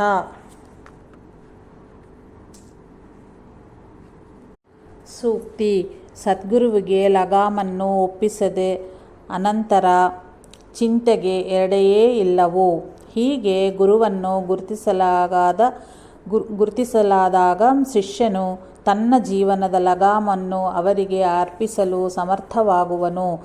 ಕರ್ಮರಾಹಿತ್ಯಕ್ಕಾಗಿ ಮತ್ತು ಚಿತ್ತಶುದ್ಧಿಗಾಗಿ ಮಾತ್ರವೇ ತನ್ನ ವಿಧಿಯುಕ್ತ ಕರ್ಮಗಳನ್ನು ಫಲಾಪೇಕ್ಷೆ ಇಲ್ಲದೆ ಮಾಡುತ್ತಲೂ ಕಷ್ಟಗಳಿಗೆ ಕುಗ್ಗದೆ ಸುಖಗಳಿಗೆ ಹಿಗ್ಗದೆ ಈ ಎರಡು ಅನುಭವಗಳನ್ನು ಸದ್ಗುರುವು ತನಗೆ ಸಂಸ್ಕಾರ ನೀಡಲೋಸುಗೆ ಪ್ರಸಾದಿಸಿರುವ ಔಷಧವೆಂದು ಪ್ರೇಮದಿಂದ ಸ್ವೀಕರಿಸಲು ಸಾಧ್ಯವಾಗುವುದೇ ಲಗಾಮನ್ನು ಸದ್ಗುರುವಿಗೆ ಅರ್ಪಿಸುವುದೆಂದರೆ. ತನ್ನ ಇಷ್ಟಗಳನ್ನು ನೆರವೇರಿಸದೆಂದು ಗುರುವನ್ನು ಕೋರುವವನು ಶಿಷ್ಯನೇ ಅಲ್ಲ. ತನ್ನ ವ್ಯಾಧಿಗೆ ಯಾವ ಔಷಧವನ್ನು ಕೊಡಬೇಕೋ ವೈದ್ಯನಿಗೆ ಹೇಳುವವನು ವೈದ್ಯನೇ ಆಗುತ್ತಾನಲ್ಲವೇ. ಲಗಾಮನ್ನು ಒಪ್ಪಿಸಬೇಕೆಂದರೆ ಗುರುಗಳ ಪ್ರೇಮ, ಜ್ಞಾನ ಮತ್ತು ಸಾಮರ್ಥ್ಯದ ಮೇಲೆಯೂ ಅಪಾರವಾದ ವಿಶ್ವಾಸವಿರಬೇಕಾಗುತ್ತದೆ. ಅಂದರೆ ನಮಗ್ಯಾವುದು ಶ್ರೇಯಸ್ಕರವೋ ಅದು ನಮಗಿಂತಲೂ ಅವರಿಗೆ ಚೆನ್ನಾಗಿ ತಿಳಿಯದೆಯೆಂಬ ವಿಶ್ವಾಸ ಇರಬೇಕು. ಈ ವಿಶ್ವಾಸವೇ ತನ್ನ ಇಷ್ಟಗಳನ್ನು ಹತೋಟಿಯಲ್ಲಿ ಇಟ್ಟುಕೊಳ್ಳುವ ಬಲವನ್ನೀಯುತ್ತದೆ. ಆಗಲೇ ಭವಿಷ್ಯತ್ತಿನ ಬಗ್ಗೆ ಶಂಕೆ ಆತಂಕಗಳಾಗಲಿ ಇರವು. ಭೂತ ಭವಿಷ್ಯತ್ಗಳನ್ನು ಅನುಕ್ಷಣವೂ ತಿಳಿಯಬಲ್ಲ ಶ್ರೀ ಸಾಯಿಯವರ ಸಾಮರ್ಥ್ಯವನ್ನು ನಾವು ಗುರುತಿಸಿದಲ್ಲಿ ಅಂತಹ ವಿಶ್ವಾಸವು ಏರ್ಪಡುವುದು. ಕರ್ಮಸೂತ್ರ ಋಣಾನುಬಂಧಗಳ ಬಗ್ಗೆ ಶ್ರೀ ಸಾಯಿನಾಥರು ಲೀಲೆಗಳಿಂದ ಮಾತುಗಳಿಂದ ತಿಳಿಸಿಕೊಟ್ಟ ಅಂತಹ ವಿಷಯಗಳನ್ನು ಮನನ ಮಾಡಿಕೊಂಡರೂ ಕೂಡ ಅಂತಹ ವಿಶ್ವಾಸ ಏರ್ಪಡುವುದು. ಹೇಗೋ ನಮ್ಮ ಋಣಾನುಬಂಧ ಮತ್ತು ಕರ್ಮಗಳ ಅನುಸಾರವಾಗಿಯೇ ಕಷ್ಟ ಸುಖಗಳು ಪ್ರಾಪ್ತವಾಗುತ್ತವೆಂಬುದು ಗುರುತಿಸುವುದೇ ಮಾರ್ಗದಲ್ಲಿ ಕಷ್ಟಗಳಿಂದ ತಪ್ಪಿಸಿಕೊಳ್ಳುವುದು ಮತ್ತು ಸುಖಗಳನ್ನು ಪ್ರಾಪ್ತಿ ಮಾಡಿಕೊಳ್ಳುವುದಕ್ಕಾಗಲ್ಲದೆ ಇನ್ನೂ ಸದ್ಗುರುವನ್ನು ಸೇವಿಸದಾದರೂ ಏತಕ್ಕೆ ಎಂದನಿಸುತ್ತದೆ. ಹೀಗೆ ಅನಿಸಿದರೆ ಇತರ ಸೂಕ್ತಿಗಳಲ್ಲಿನ ಕೆಲವು ವಿವರಗಳನ್ನು ಮರೆತೆವೆಂದಾಯಿತು. ಈ ಪ್ರಶ್ನೆ ಬಂದಲ್ಲಿ ಸುಖವೆಂದರೇನು, ದುಃಖವೆಂದರೇನು, ಏಕೆ ಮನುಷ್ಯನು ಸುಖಗಳಿಗಾಗಿ ತಪನೆ ವಹಿಸುವನು ಎಂಬುದ ಸರಿಯಾಗಿ ತಿಳಿದುಕೊಳ್ಳದಿದ್ದಲ್ಲಿ ಮೇಲಿನ ಪ್ರಶ್ನೆಗೆ ಸಮಾಧಾನ ಸಿಗದು. ಸಾಧಾರಣವಾಗಿ ಆಪ್ತರ ಮತ್ತು ನಮಗೆ ಬಂದೆರಗುವ ರೋಗ, ಮರಣ, ದಾರಿದ್ರ್ಯಗಳನ್ನು ದುಃಖವೆಂದುಕೊಳ್ಳುತ್ತೇವೆ. ಬಯಸಿದ್ದು ಲಭಿಸದೆ, ಲಭಿಸಿದ್ದು ವೃದ್ಧಿಗೊಳ್ಳದೆ ಕಳೆದು ಹೋಗುವುದು ಅಥವಾ ಕಳೆದು ಹೋಗುವುದೆಂಬ ಅಪಾಯದ ಭೀತಿ, ತಾನು ಕೋರಿಕೊಳ್ಳಬೇಕೆಂದಿರುವುದು ಯಾವುದಾದರೂ ಸರಿಯೇ ಇತರರಿಗೆ ಸಿಗುವುದಲ್ಲ ಎಂಬ ಅಸೂಯೆ, ದ್ವೇಷ ಎಲ್ಲವೂ ದುಃಖಗಳೇ. ಹೀಗೆ ಆಲೋಚಿಸುತ್ತಾ ಹೋದರೆ 99% ದುಃಖವೇ ತುಂಬಿದೆ ಎನಿಸುತ್ತದೆ. ಈ ದುಃಖಗಳಿಲ್ಲದ ಕೆಲವು ಸಮಯಗಳು ಎಂದರೆ ಕೋರಿಕೊಂಡಿದ್ದು ನಡೆದಾಗ ಕೆಲವು ಕಾಲ ಸುಖವನ್ನೇ ಅನಿಸುತ್ತದೆ. ಹಾಗೆ ನೋಡಿದರೆ ದುಃಖವಿಲ್ಲದವನೇ ಇಲ್ಲ. ಇವೆಲ್ಲಕ್ಕೂ ಯಾವುದೋ ಆಧಾರವೂ ಅದುವೇ ದುಃಖವೆಂಬ ವೃಕ್ಷ. ಮೇಲೆ ಹೇಳಿದುದೆಲ್ಲವೂ ಅದರ ರೆಂಬೆ, ಕೊಂಬೆ, ಎಲೆಗಳು ಇತ್ಯಾದಿ. ಆ ವೃಕ್ಷವನ್ನು ಬೇರೆ ಸಹಿತ ನಾಶನ ಮಾಡದಿದ್ದರೆ ದುಃಖ ನಿವೃತ್ತಿ ಆಗದು. ಇದನ್ನೇ ಸಂಸಾರ ವೃಕ್ಷವೆಂದು ನಮ್ಮ ಹಿರಿಯರು ಹೇಳಿರುವರು. ಎಲ್ಲ ಜೀವಿಗಳಿಗೂ ಜೀವಿಸುವುದೆಂದರೆ ಪ್ರೀತಿ. ಅವುಗಳಿಗೆ ಮೃತ್ಯುಭಯ ಸಹಜ. ಜೀವನದ ಕ್ರಿಯೆಗಳೆಲ್ಲವೂ ಇದನ್ನು ತಪ್ಪಿಸಿಕೊಳ್ಳುವುದೇ ಆಗಿದೆ. ಇದರಲ್ಲಿ ವಿಚಿತ್ರವೇನೆಂದರೆ ಮೃತ್ಯು ಎಂದರೆ ಏನು ಮತ್ತು ಅದು ಹೇಗಿರುತ್ತದೆ ಎಂಬುದು ಯಾರಿಗೂ ತಿಳಿಯದು. ತಿಳಿದಿದ್ದವಾದ್ದರಿಂದಲೇ ಭಯ ಜೀವಿಸುವುದೆಂದರೆ ತಾನು ದೇಹಕ್ಕೆ ಬದ್ಧನಾದ ಚೈತನ್ಯದ ಖಂಡವೇ ಎಂದು ತಿಳಿದು ದೇಹ ರಕ್ಷಣೆಯೇ ತನ್ನ ಆತ್ಮರಕ್ಷಣೆಯೇ ಎಂಬಂತೆಯೇ ಜೀವನ ನಡೆಸುವರು. ಆದರೆ ದೇಹವು ಕಾಲಗತಿಯಲ್ಲಿ ಬದಲಾವಣೆಗಾಗುತ್ತದಿದ್ದರೂ ಮತ್ತು ಚೈತನ್ಯದ ಅಂಶವು ತತ್ವಃ ಬದಲಾಗದೆ ನಾನು ಎಂಬುದಾಗಿ ದೃಢಗೊಂಡಿರುವುದನ್ನು ಧರಿಸಿ ತಾನು ಚೈತನ್ಯವೆಂದು ತಿಳಿದುಕೊಂಡರೂ ಸಹ ಆ ಚೈತನ್ಯವು ಎಂತಹುದೋ ತಿಳಿಯದ್ದಾದ್ದರಿಂದ ಜೀವಗಳಿಗೆ ಮೃತ್ಯುವೆಂದರೆ ಏನೆಂದು ತಿಳಿಯದಿಲ್ಲವೆಂದೇ ಅರ್ಥ. ಜೀವವೆಂದರೆ ಏನೆಂದು ತಿಳಿಯದಿದ್ದ ಆದ್ದರಿಂದಲೇ ಜೀವನವೆಂದರೂ ಮನುಷ್ಯನಿಗೆ ಭಯ. ಇದನ್ನೇ ಮನಃಶಾಸ್ತ್ರಜ್ಞರು ಮತ್ತು ತತ್ವವೇತ್ತರು ಎಕ್ಸಿಸ್ಟೆನ್ಷಿಯಲ್ ಆಂಗ್ಸೈಟಿ ಆರ್ ನ್ಯೂರೋಸಿಸ್ ಎಂದರು.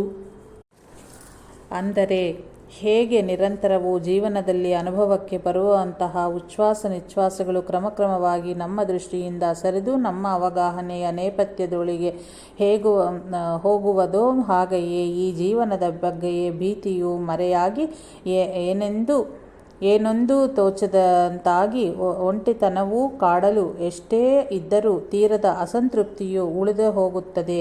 ಮರಣದಿಂದ ತಪ್ಪಿಸಿಕೊಳ್ಳುವ ನಿಟ್ಟಿನಲ್ಲಿ ಪ್ರತಿಯೊಬ್ಬ ವ್ಯಕ್ತಿಯೂ ಈ ಜೀವ ಭೀತಿಯನ್ನು ಎದುರಿಸಬೇಕಾಗುತ್ತದೆ.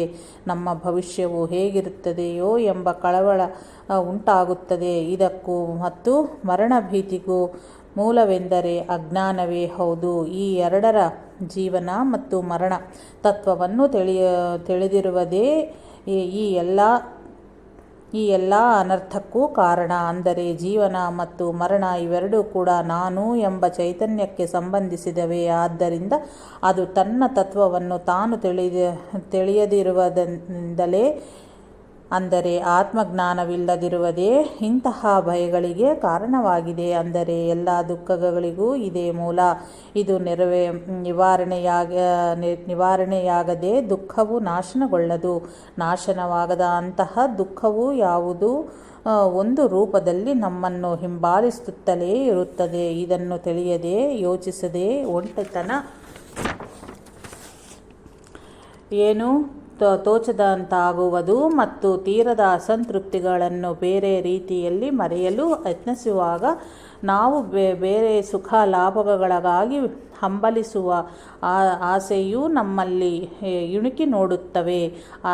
ಅಧರ್ಮ, ಅನೀತಿ, ಸ್ವಾರ್ಥ, ದ್ವೇಷ, ಅಸೂಯಾದಿಗಳೆಲ್ಲವೂ ಇಂತಹ ದುಷ್ಟಭೂಯಿಷ್ಠವಾದ ಪ್ರಯತ್ನಗಳ ಪರ್ಯವಸಾನವೇ ಹೌದು. ಇಂತಹ ದುಷ್ಟ ಪ್ರಯತ್ನಗಳು ಮೂಲಭೂತವಾದ ಸಮಸ್ಯೆಯನ್ನು ಗುರುತಿಸದೆ ದೋಷಭೂಯಿಷ್ಠವಾದ ಈ ಕ್ರಿಯೆಗಳಲ್ಲಿ ಕಾಲವನ್ನು ವೃಥಾ ಮಾಡಲು ಮಾತ್ರವೇ ಉಪಕರಿಸುತ್ತವೆ. ಆತ್ಮಜ್ಞಾನವಿಲ್ಲದಿರುವುದೇ ಎಲ್ಲ ದುಃಖಕ್ಕೂ ಮೂಲವೆಂದು ತಿಳಿದು ನಾನು ಎಂಬ ತತ್ವವನ್ನು ತಿಳಿಯಲಿಲ್ಲತ್ನಿಸಿದವರೇ ಬುದ್ಧ ಮೊದಲಾದವರು ಆತ್ಮವೇತ್ತರಾದರು. ಸೃಷ್ಟಿತತ್ವವನ್ನು ತಿಳಿಯ ಯತ್ನಿಸಿದವರು ಶಾಸ್ತ್ರಜ್ಞರಾದರು. ಜೀವನದ ಶೈಲಿಯನ್ನು ಪರಿಶೀಲಿಸಿ ಚಿತ್ರಿಸುವರು ಕಳೆಗಾರರು. ಸಾಹಿತಿಗಳೂ ಆದರು. ಆತ್ಮಜ್ಞಾನದೊಂದಿಗೆ ಜೀವನ ಮತ್ತು ಮರಣಗಳ ಬಗ್ಗೆಯ ಭೀತಿಯೂ ತೊಲಗಿ ವಾಸ್ತವವಾಗಿ ಶಾಶ್ವತವೂ ಸರ್ವಗತವೂ ಅನಂತವೂ ಆದ ನಿರ್ಹೇತುಕವಾದ ಆನಂದವೇ ತನ್ನ ತತ್ವವೆಂದು ತಿಳಿದುದರಿಂದ ಮಾತ್ರವೇ ದುಃಖನಾಶನವಾಗುತ್ತದೆಂದು ಸರ್ವಸಮರ್ಥಗಳಲ್ಲಿಯ ಆತ್ಮವೇತ್ತರು ಗ್ರಂಥಗಳು ತಿಳಿಸಿಕೊಡುತ್ತಿತ್ತವೆ. ಇಂದಿನ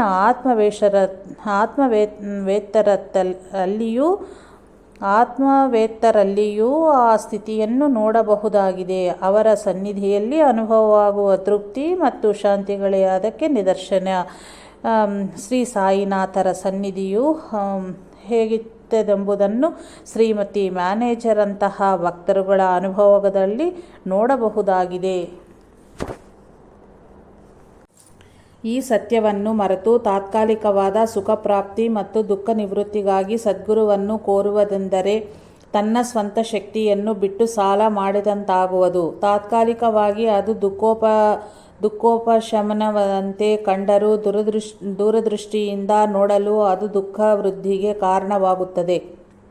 ಜೀವನದ ಉಪಾಧಿಗೆಂದು ಯತ್ನ ಮಾಡುತ್ತಿರಲು ಯಾವಾಗಲೂ ಒಮ್ಮೆ ಸಾಲ ತರುವುದು ಅನಿವಾರ್ಯವಾಗುತ್ತದೆ.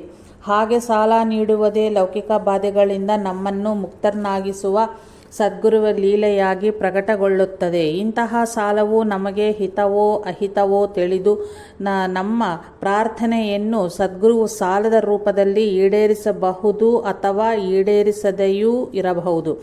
ಇದನ್ನು ಗ್ರಹಿಸಿ ಅವರ ನಿರ್ಣಯವನ್ನು ಪ್ರೇಮ ಮತ್ತು ಕೃತಜ್ಞತೆಯಿಂದ ಆಮೋದಿಸುವುದೇ ಯುಕ್ತವಾದದ್ದು. ಅದೇ ಸದ್ಗುರುವಿಗೆ ಲಗಾಮನ್ನು ಒಪ್ಪಿಸುವುದೆಂದರೆ. ಇದರಲ್ಲಿ ಇನ್ನೊಂದು ಶ್ಲೇಷ ಅರ್ಥ ಬಾಹುಲ್ಯವೂ ಇರುವುದು. ಅದೇನೆಂದರೆ ಲಗಾಮು ಬಂಡಿಯನ್ನೆಳೆಯುವಂತೆಯೇ ಪಶುಗಳನ್ನು ನಿಗ್ರಹಿಸುವುದಕ್ಕೂ ಸರಿಯಾದ ದಾರಿಯನ್ನು ಹಿಡಿಯಲು ಬೇಕಾದ ನರದೃಷ್ಟಿ ಪಶುಗಳ ಕಣ್ಣಿಗೆ ಹಾಕುವ ಅಡ್ಡಪಟ್ಟೆಯೇ ಅಲ್ಲವೇ? ಗುರುವಿನ ಆಜ್ಞೆಯಲ್ಲಿ ಸಂಪೂರ್ಣವಾದ ವಿಶ್ವಾಸವಿಟ್ಟು ಅವರ ಬೋಧೆಗಳನ್ನು ಮನನ ಮಾಡುವುದರಿಂದ ಉಂಟಾದ ದೃಢ ಮನಸ್ಸಿಗೆ ಸಹಾಯದೊಂದಿಗೆ ನಮ್ಮನ್ನು ಸಾಮಾನ್ಯವಾಗಿ ಕಾರ್ಯಪ್ರವೃತ್ತರನ್ನಾಗಿರಿಸುವ ಅಲ್ಪಪ್ರದವಾದ ಮನೋಭಾವಗಳನ್ನು ವ್ಯಾಮೋಹವನ್ನು ನಿಗ್ರಹಿಸಿ ಇಂದ್ರಿಯ ನಿಗ್ರಹಗಳನ್ನು ದೇಹವನ್ನು ಧರ್ಮ ಮಾರ್ಗದಲ್ಲಿ ನಡೆಯುವಂತೆ ಮಾಡುವುದೇ ಗುರುವಿಗೆ ಲಗಾಮನ್ನು ಒಪ್ಪಿಸುವುದೆಂದರೆ.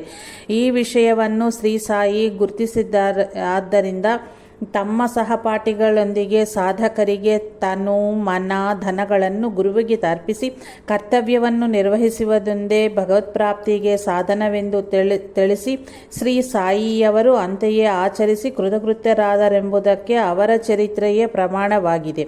ಇದನ್ನು ಗುರುತಿಸದೆ ಕೋರಿಕೆಗಳನ್ನು ಅನಂತವಾಗಿ ಕೋರಿಕೊಳ್ಳುವುದರಿಂದ ಭಯವನ್ನು ದೂರವಾಗಿಸಿಕೊಂಡು ಕೋರಿದ್ದನ್ನು ಪಡೆಯಬಹುದೆಂಬ ಭ್ರಾಂತಿಯು ಹೇಗೆ ನಿರರ್ಥಕವೂ ಶ್ರೇಯಸ್ಕರವಲ್ಲದ್ದು ಎಂದು ತಿಳಿಸಲೋಸುಗವೇ ನಮ್ಮ ಹಿರಿಯರು ದೇವತೆಗಳಿಂದ ರಾಕ್ಷಸರು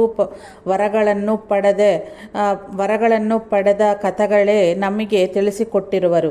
ಇಂತಹ ವರಗಳನ್ನು ಪಡೆದವರೇ ಲೋಕಕಂಟಕರಾದ ರಾಕ್ಷಸರಾದರು. ಇಂತಹ ಮೋಹದಿಂದ ಭಗವತ್ ಸೇವೆಗೆ ಉಪಕ್ರಮಿಸುವುದು ಸಹ ರಾಕ್ಷಸ ತತ್ವವೇ ನಾಂದಿ ಹಾಡಿದಂತಾಗುವುದು. ಇಂತಹ ದೋಷವಿರುವವರು ದುಃಖರಾಹಿತ್ಯಕ್ಕೆ ಮೂಲವಾಗಿ ಬೇಕಾದ ಜ್ಞಾನವಾಗಲಿ ಅದಕ್ಕೆ ಸಾಧನೆಯಾದ ಗುರುಸೇವೆಯಾಗಲಿ ವಿವೇಕಾದಿಗಳಾಗಿ ಮನುಷ್ಯಗೆ ರುಚಿಸವು. ಅಂತಹವರಿಗೆ ಒಂದು ವೇಳೆ ಯಾವಾಗಲಾದರೂ ತಾತ್ಕಾಲಿಕವಾಗಿ ಹೃದಯದಲ್ಲಿ ಗುರುಭಕ್ತಿ ಉದಯಿಸಿದರೂ ಅವರಿಗೆ ಮನನವೆಂಬುದು ಲುಪ್ತವಾಗಿರುವುದರಿಂದ ಆ ದೋಷವು ಮತ್ತೆ ಅವರ ಹೃದಯವನ್ನಾಕ್ರಮಿಸಿ ಸದ್ಗುರುವಿನಲ್ಲಿ ಅಪನಂಬಿಕೆ ಅಶ್ರದ್ಧೆಗಳ ರೂಪದಲ್ಲಿ ಮನುಷ್ಯನನ್ನು ಪತನಗೊಳಿಸುತ್ತವೆ. ಇದನ್ನು ಸಾಧಕನು ಗುರುತಿಸಿ ತೀವ್ರವಾಗಿ ಯತ್ನಿಸಿ ಗುರುಭಕ್ತಿಯನ್ನು ದೃಢಪಡಿಸಿಕೊಳ್ಳಬೇಕು. ಇದಕ್ಕೆ ಸಾಧನೆಗಳೆಂದರೆ ಸದ್ಗುರುವಿನ ಚರಿತ್ರೆಯ ಪಾರಾಯಣ, ಬೋಧೆಗಳ ಮನನ, ವಿವೇಕ, ಸತ್ಸಂಗ ಮತ್ತು ತನ್ನ ಜೀವನದಲ್ಲಿ ಇವುಗಳ ಅನುಷ್ಠಾನಕ್ಕೆ ನಡೆಸುವ ಪ್ರಾಮಾಣಿಕ ಪ್ರಯತ್ನವು ಅತ್ಯಗತ್ಯವಾಗಿವೆ. ಈ ದೋಷದ ಬಗ್ಗೆಯೇ ಶ್ರೀ ಸಾಯಿನಾಥರು ಶರೀರದಲ್ಲಿ ಒಬ್ಬ ಹೀನಾತಿ ಜಾತಿಯವನು ಇದ್ದಾನೆ, ಅವನನ್ನು ಹೊರಗೆಟ್ಟಬೇಕು ಎಂದರು. ಮೇಲೆ ತಿಳಿಸಿರುವ ವಿಷಯಗಳನ್ನು ಮತ್ತು ಪುರಾಣಗಳಲ್ಲಿ ಹೇಳಲ್ಪಟ್ಟ ರಾಕ್ಷಸರ ಕಥೆಗಳನ್ನು ಅವಲೋಕಿಸಿದಲ್ಲಿ ಮಾತ್ರವೇ ಶ್ರೀ ಸಾಯಿಯವರ ಸೂಕ್ತಿಯು ಅರ್ಥವಾಗುತ್ತದೆ. ಈಗ ಇನ್ನೊಂದು ಸೂಕ್ತಿಯನ್ನು ನೋಡೋಣ. ಒಳ್ಳೆಯದರ ಫಲವು ಶ್ರೇಷ್ಠವಾದದ್ದು, ಕೆಡುಕಿನ ಫಲವು ಅತ್ಯಲ್ಪವಾದದ್ದು. ಇದನ್ನು ತಿಳಿಯದೆಯೇ ದುಷ್ಟ ಕೃತ್ಯಗಳ ಮೂಲಕ ವಾಂಛಿತಾರ್ಥಗಳನ್ನು ಪಡೆಯಲು ಯತ್ನಿಸಿದವರು ಚೆನ್ನಬಸಪ್ಪ, ವೀರಭದ್ರಪ್ಪರಂತೆ ಅನೇಕ ಜನ್ಮಗಳನ್ನು ಹಾಳು ಮಾಡಿಕೊಂಡು ದುಃಖವನ್ನು ಅನುಭವಿಸಿದರು. ಆತ್ಮಜ್ಞಾನ ಸಾಧಕವಾದ ಜೀವನದ ವಿಧಾನವು ಶ್ರೇಯಸ್ಕರವಾದದ್ದು, ಒಳ್ಳೆಯದು. ಅದಕ್ಕೆ ವಿರುದ್ಧವಾದದ್ದು ಕೆಡುಕೆಂದು ಸ್ವಲ್ಪ ಆಲೋಚಿಸಿದಲ್ಲಿ ತಿಳಿಯುವುದು. ಒಳ್ಳೆಯದರ ಫಲವಾದ ಭಗವದಾನುಭೂತಿಯು ಕೆಡುಕನ್ನು ಆಶ್ರಯಿಸಿದವರಿಗೆ ಹೇಗೆ ತಾನೇ ದೊರೆಯುತ್ತದೆ? ಅದಕ್ಕೆ ಶ್ರೀ ಸಾಯಿನಾಥರು ಭಗವಂತನಿಗೆ ಕೆಡುಕೆಂದರು, ಕೆಡಿಗೆ ಭಗವಂತನೆಂದರು, ಭಯ ಎಂದರು. ಇಲ್ಲಿ ಭಯ ಎಂಬುದನ್ನು ರೂಪಾಲಂಕಾರವಾಗಿ ಸ್ವೀಕರಿಸಬೇಕು. ಬೆಳಕಿಗೆ ಕತ್ತಲೆಂದರು, ಕತ್ತಲಿಗೆ ಬೆಳಕೆಂದರು ಭಯ.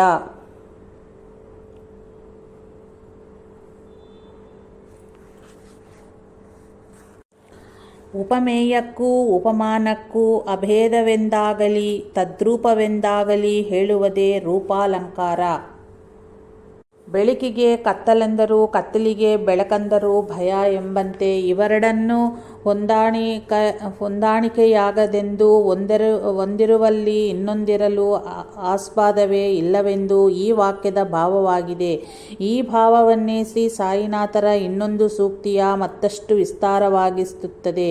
ಅದು ಹೀಗಿದೆ: ವೈರಾಗ್ಯವನ್ನು ದೃಢವಾಗಿಸಿಕೋ. ಸನ್ಯಾಸಿಗೆ ಸ್ತ್ರೀಯರ ಸಹವಾಸ ಬಹು ಅಪಾಯಕರವಾದದ್ದು. ದೈವವನ್ನು ಸ್ಮರಿಸುತ್ತಾ ಅಹಂಕಾರವನ್ನು ಮುಗಿಸಿಬಿಡು. ಕಾಮವನ್ನು ಜಯಿಸಿದವರಾದರೂ ಸರಿಯೇ, ದೈವವನ್ನು ಕಂಡೇ ಇಲ್ಲ ಎಂಬ ಈ ಸೂಕ್ತಿಯು ಪ್ರಧಾನವಾಗಿ ಸನ್ಯಾಸಿಗಳಿಗೂ ಬ್ರಹ್ಮಚಾರಿಗಳಿಗೂ ಉದ್ದೇಶಿಸಿ ಹೇಳಿದ್ದರೂ ಕೂಡ ಅದು ಎಲ್ಲರಿಗೂ ಅನ್ವಯವಾಗುತ್ತದೆ.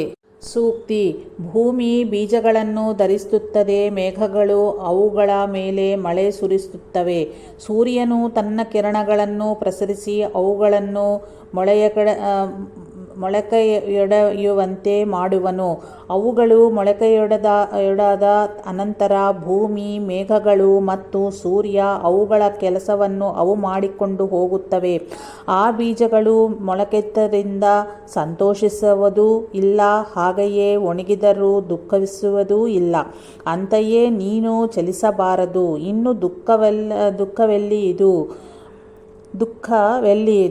ದುಃಖವಿಲ್ಲದಿರುವುದೇ ಮುಕ್ತಿ.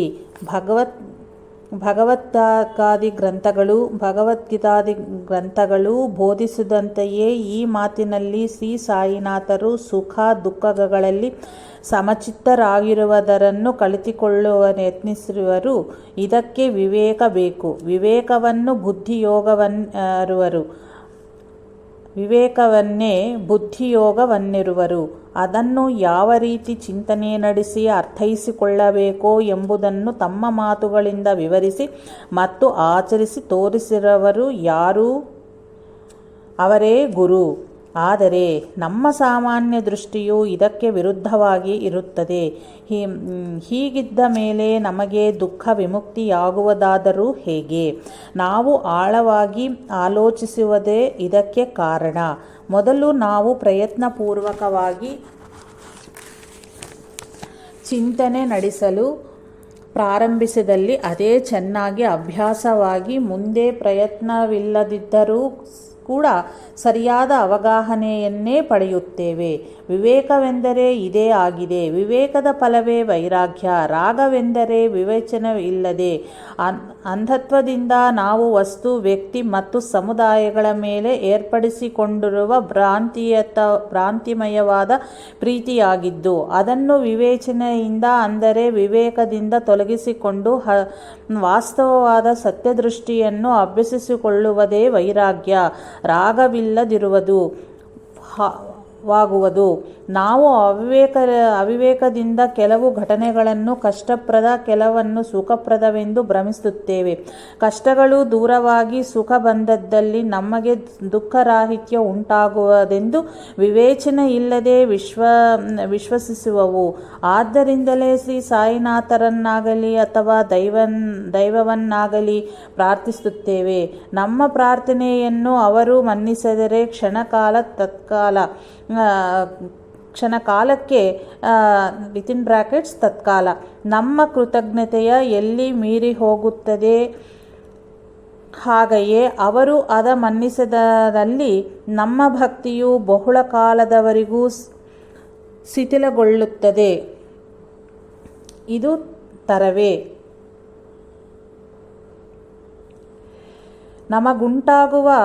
ನಮಗುಂಟಾಗುವ ಕಷ್ಟ ಸುಖಗಳು ನಮ್ಮ ಪೂರ್ವ ಕರ್ಮಗಳ ಫಲವೇ ಎಂದು ನಂಬುವಂತಿದ್ದರೆ, ಪ್ರಸ್ತುತ ನಮಗೆ ದುಃಖವೆಂಬ ಫಲವನ್ನೀಯುವ ಕರ್ಮಗಳನ್ನು ಪೂರ್ವದಲ್ಲಿ ಆಚರಿಸಿ ಈಗ ನಮಗೆ ಆ ಫಲ ಬರಬಾರದೆಂದು ಕೋರಿಕೊಳ್ಳುವುದು ಸರಿಯೇ? ಇದು ಸರಿಯೇ? ಆದಲ್ಲಿ ನಮಗೆ ಅನ್ಯಾಯ ಮಾಡಿದ ವ್ಯಕ್ತಿಯು ಅನ್ಯಾಯದ ಕರ್ಮಫಲವನ್ನು ಪ್ರಾರ್ಥನೆಯಿಂದ ತಪ್ಪಿಸಿಕೊಂಡರೆ ನಾವು ದೈವವನ್ನು ಕ್ಷಮಿಸುತ್ತೇವೆಯೇ? ದೈವವನ್ನು ಪಕ್ಷಪಾತಿಯೊಂದು ಕೀರ್ತಿಕಾಮನೆಂದು ಬಗೆಯುತ್ತೇವೆ ಅಲ್ಲವೇ? ಹಾಗೆಯೇ ನಡೆದಲ್ಲಿ ದೈವವು ಧರ್ಮವೆಂತಾಗಲು ಸಾಧ್ಯ? ಎಲ್ಲರಿಗೂ ಸಮಾನ ಪ್ರೇಮವುಳ್ಳ ಜಗತ್ಪಿತನೆಂದಾದನು. ಹೀಗೆ ಪ್ರತಿಯೊಬ್ಬನೂ ತಪ್ಪುದಾರಿಯಲ್ಲಿ ಹೆಜ್ಜೆ ಇಟ್ಟು ಪ್ರಾರ್ಥನೆಗಳ ಮೂಲಕ ದುಷ್ಕರ್ಮಗಳ ಫಲವನ್ನು ತಪ್ಪಿಸಿಕೊಳ್ಳುವಂತಾದರೆ ಇನ್ನು ಧಾರ್ಮಿಕ ಜೀವನ ಏಕೆ ಬೇಕು? ಜೀವಿಗಳ ಧರ್ಮಾಧರ್ಮಗಳ ಪ್ರಕಾರವಲ್ಲದೆ ತನ್ನನ್ನು ಪ್ರಾರ್ಥಿಸಿದ ಮಾತ್ರಕ್ಕೆ ರಕ್ಷಿಸುವುದಾದರೆ ಅವನು ಅಂದರೆ ದೇವನು ಕೀರ್ತಿಕಾಮನು, ಸ್ವಾರ್ಥಿಯೂ ನೀತಿಬಾಹಿರನೂ ಅಲ್ಲದೆ ದೈವವಂತಾದನು. ಅಂತಹವನು ದೈವವೆನ್ನುವುದು ಎಂತು? ಅಥವಾ ನಾವು ಪ್ರಾರ್ಥನೆಯನ್ನು ಒಂದು ಬಗೆಯದ ಲಂಚವೆಂದು ಭಾವಿಸುತ್ತಿರುವೆ ಹೇಗೆ? ಅಂತಹ ಅಪವಿತ್ರ ಭಾವನೆಯೇ ಫಲಿಸಿದಲ್ಲಿ ಅದನ್ನು ಪರಮಾರ್ಥವೆಂದು ಪರಮ ಪವಿತ್ರವೆಂದು ತಿಳಿದು ಅದನ್ನು ಅನುಸರಿಸುವುದಾದರೂ ಏತಕ್ಕೆ? ಅಂದರೆ ಅದು ಕೂಡ ನಿಷಿದ್ಧ ಕರ್ಮವೇ ಅಲ್ಲವೇ? ಅಷ್ಟೇ ಅಲ್ಲ, ಯಾರೇ ಆದರೂ ತಾನಾಗಲಿ ತನ್ನ ತಂದೆಯಾಗಲಿ ತಾತ ಮುತ್ತಾತಗಳಾಗಲಿ ಮರಣಿಸುವುದ ಇಷ್ಟಪಡುವರೇ? ಹಾಗೆಯೇ ಮಗ, ಮೊಮ್ಮಗ, ಮರಿಮಗ ಮರಣಿಸುವುದ ಇಷ್ಟಪಡುವರೇ? ಹಾಗೆಂದು ನಾವು ಅವರುಗಳನ್ನು ಮೃತ್ಯುವಿನಿಂದ ಕಾಪಾಡರೆಂದು ಮಾಡಿದ ಪ್ರಾರ್ಥನೆಗಳನ್ನು ಮನ್ನಿಸಿ ದೈವವು ಅವರನ್ನು ಬದುಕಿಸಿದಲ್ಲಿ ಭೂಮಿಯ ಮೇಲೆ ಸ್ವಲ್ಪ ಕಾಲದ ನಂತರ ನಮ್ಮ ಕುಟುಂಬವ ಬಿಟ್ಟು ಬೇರಾರಿಗಾದರೂ ಸ್ಥಳವಿರುತ್ತದೆಯೇ? ಅಷ್ಟೇ ಅಲ್ಲ, ಹಾಗೆ ನಮ್ಮವರಿಗೆಲ್ಲಗೂ ಉಂಟಾಗುವ ಕೋರಿಕೆಗಳೆಲ್ಲವೂ ಪ್ರಾರ್ಥನೆಯಿಂದ ನೆರವೇರುತ್ತಾ ಅವರಿಗೆ ಯಾವಾಗಲೂ ಸುಖವೇ ಪ್ರಾಪ್ತಿಯಾಗಬೇಕಲ್ಲವೇ? ಇದರಲ್ಲಿ ಕೆಲವರು ನಮ್ಮಲ್ಲಿ ಅಸೂಯೆ ಪರಪಕ್ಷವನ್ನು ಸಹಿಸಿ ನಮ್ಮ ನಾಶನವನ್ನು ಬಯಸಿದರೆ ಆಗಲೂ ದೈವವು ಅವರ ಪ್ರಾರ್ಥನೆಯನ್ನು ಮನ್ನಿಸಬೇಕೇ? ಅಥವಾ ನಮ್ಮ ಪ್ರಾರ್ಥನೆಯ ಮನ್ನಿಸಿ ಅವರನ್ನು ನಾಶನ ಮಾಡಬೇಕೇ? ಅಂದರೆ ಪ್ರಾರ್ಥನೆಯ ಬಗ್ಗೆ ನಮಗುಳ್ಳ ಅಭಿಪ್ರಾಯವು ಸರಿಯಾದದ್ದೇ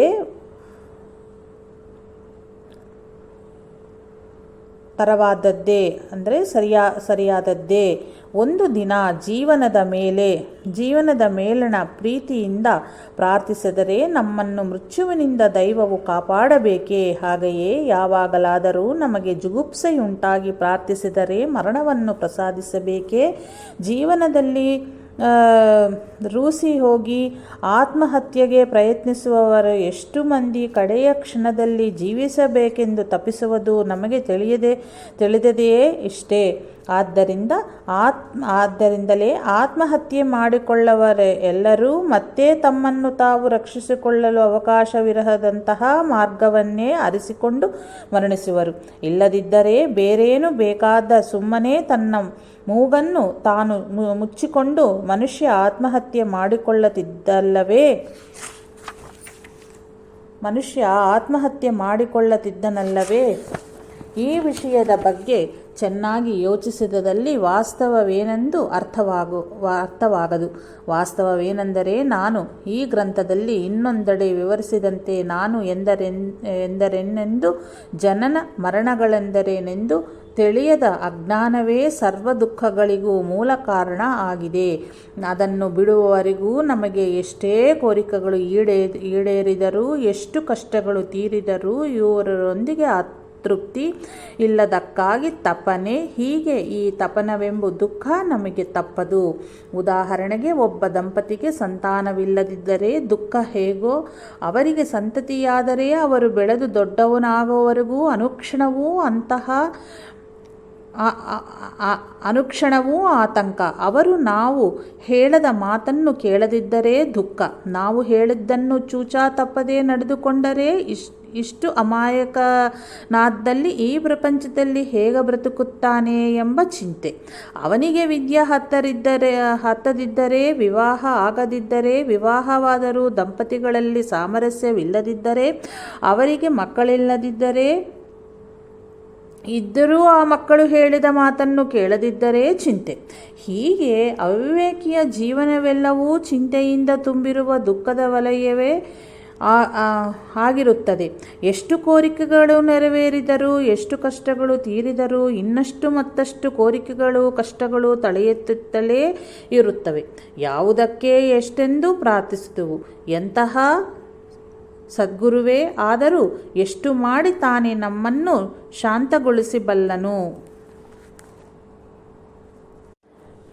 ಒಬ್ಬ ತಂದೆಯು ತನ್ನ ಮಗನು ಪ್ರಯೋಜಕನಾಗಿ ತನ್ನ ಸ್ವಶಕ್ತಿಯಿಂದ ಕಷ್ಟಪಟ್ಟು ಸಮರ್ಥವಾಗಿ ನೆಲೆಯೂರಿ ಅವಶ್ಯ ಬಂದಲ್ಲಿ 10 ಮಂದಿಗೆ ಆಸರೆ ನೀಡಬೇಕೆಂದು ಬಯಸುವನೇ ಹೊರತು ಯಾವಾಗಲೂ ಮಗನು ಎಲ್ಲ ಅವಶ್ಯಕತೆಗೂ ತನ್ನ ಬಳಿ ಕೈಚಾಚುವಂತ ಆಗಬೇಕೆಂದು ಬಯಸನು. ಮಗ ಹಾಗಾಗಬಾರದೆಂದೇ ತಪ್ಪಿಸುವನು. ಪ್ರಾಕೃತಿಕವಾದ ದೇಹವನ್ನು ಪ್ರಸಾದಿಸುವ ಪಾಮರನೂ ಸ್ವಾರ್ಥಪರನೂ ಆದ ತಂದೆಗೆ ಇಷ್ಟು ತಪನೆ ಇದ್ದಲ್ಲಿ, ತಾಯಿ, ತಂದೆ, ಗುರು, ದೈವ ಎಲ್ಲವೂ ತಾನೇ ಆದ ಪ್ರೇಮಮೂರ್ತಿ ಸದ್ಗುರುವಿಗೆ ಇನ್ನೆಷ್ಟು ಕಳವಳವಿರುತ್ತದೆ. ನಾವು ಸಾಧ್ಯವಾದಷ್ಟು ಬೇಗ ಏನು ಕೋರದ ಸ್ಥಿತಿಯನ್ನು ಪಡೆಯಬೇಕೆಂದರೆ ಶ್ರೀ ಸಾಯಿನಾಥರು ಆಶಿಸುವರು. ಅದುವೇ ದುಃಖ ನಿವೃತ್ತಿ, ಮುಕ್ತಿ ಹೊಂದಬೇಕೆಂಬ ಭಕ್ತನ ಕೋರಿಕೆಗಿಂತಲೂ ಎಷ್ಟೋ ಪಟ್ಟು ತವಕ ಗುರುವಿಗೆ ಅಂತಹ ಸ್ಥಿತಿಯನ್ನು ಪ್ರಸಾದಿಸಬೇಕಂತ ಇರುತ್ತದೆ. ಹೀಗೆ ನಿರ್ಹೇತುಕ ಪ್ರೇಮದ ಸ್ವರೂಪಿಯಾದ್ದರಿಂದಲೇ ಗುರುವೇ ದೈವವು. ನಿಜವಾದ ತಾಯಿ, ತಂದೆ, ಬಂಧು, ಆಪ್ತ ಎಲ್ಲವೂ ಅವನೇ. ಗುರುವು ಅಂತಹ ಪ್ರೇಮಮಯನೆಂದು ಸರ್ವಜ್ಞನೆಂದು ನಾವು ವಿಶ್ವಸಿಸುವುದೇ ಅವರನ್ನು ಗುರುವೆಂದು ತಿಳಿದಂತಾಗುವುದು. ಅಂತಹವರನ್ನು ನಾವೇನು ಕೋರಿಕೊಳ್ಳಬೇಕು? ನಾವು ಮುಕ್ತಿಯನ್ನು ಕೋರುವುದೇ ನಿಜವಾದರೆ ಅದು ಸುಲಭವಾಗಿ ಸಿಗುವ ಮಾರ್ಗವನ್ನು ತಿಳಿದುಕೊಳ್ಳುವುದಂತೂ ಎನ್ನುವುದು ಅವರ ಬೋಧಿಸಿದರು. ಅದನ್ನೇ ತಕ್ಕ ನಾವು ಆಚರಿಸುವುದಿಲ್ಲ ಅಂದರೆ ನಮ್ಮ ದುಃಖ ನಿವೃತ್ತಿಯ ಕೋರಿಕೆ ಸತ್ಯವಾದದ್ದಲ್ಲವೆಂದಾಯಿತು. ನಿಜವಾಗಿಯೂ ನಾವು ಕೋರಿರದಲ್ಲಿ ಅವರೇಕ ಪ್ರಸಾದಿಸಬೇಕು. ಹೀಗೆ ವಿವೇಕದಿಂದ ಚಿಂತನೆ ನಡೆಸಲು ಸಿದ್ಧನಾಗದನಿಗೆ ನಿಜವಾಗಿಯೂ ದುಃಖನಾಶನವೆಂಬುದರ ಅವಶ್ಯವಿಲ್ಲವೆಂದಾಯಿತು. ಹೀಗಿರಬೇಕಾದರೆ ಮುಕ್ತಿಗಾಗಿ ಪ್ರಾರ್ಥಿಸುವುದು ಬೂಟಾಟಕೆ ಅಲ್ಲವೇ? ಬೂಟಾಟಿಕೆಯನ್ನು ಗುರುತಿಸಿದವನು ದೈವವೆಂತಾದನು. ಬೂಟಾಟಿಕೆಯನ್ನು ಗುರುತಿಸದವನು ದೈವವೆಂತಾದನು.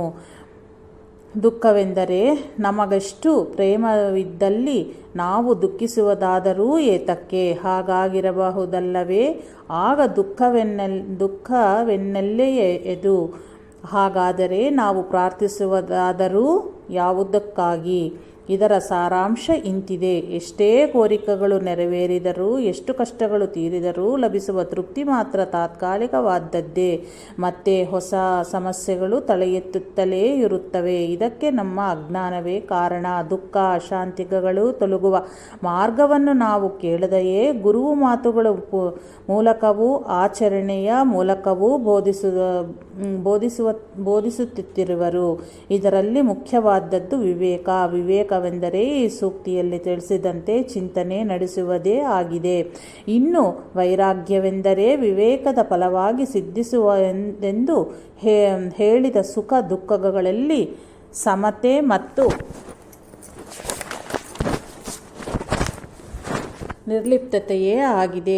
ಆಗ ಉಳಿಯುವ ಭಕ್ತಿಯೇ ನಿಜವಾದದ್ದು ಮತ್ತು ಸಾತ್ವಿಕವಾದದ್ದು. ಇಂತಹ ಭಕ್ತಿಯೇ ಶ್ರೀ ಸಾಯಿನಾಥರಿಗೆ ತಮ್ಮ ಗುರುವಿನಲ್ಲಿ ಸಿದ್ಧಿಸಿ ಶ್ರದ್ಧೆ ಸಹನಗಳನ್ನು ದಕ್ಷಿಣೆಯಾಗಿ ಸಮರ್ಪಿಸಲು ಸಹಕರಿಸಿತು.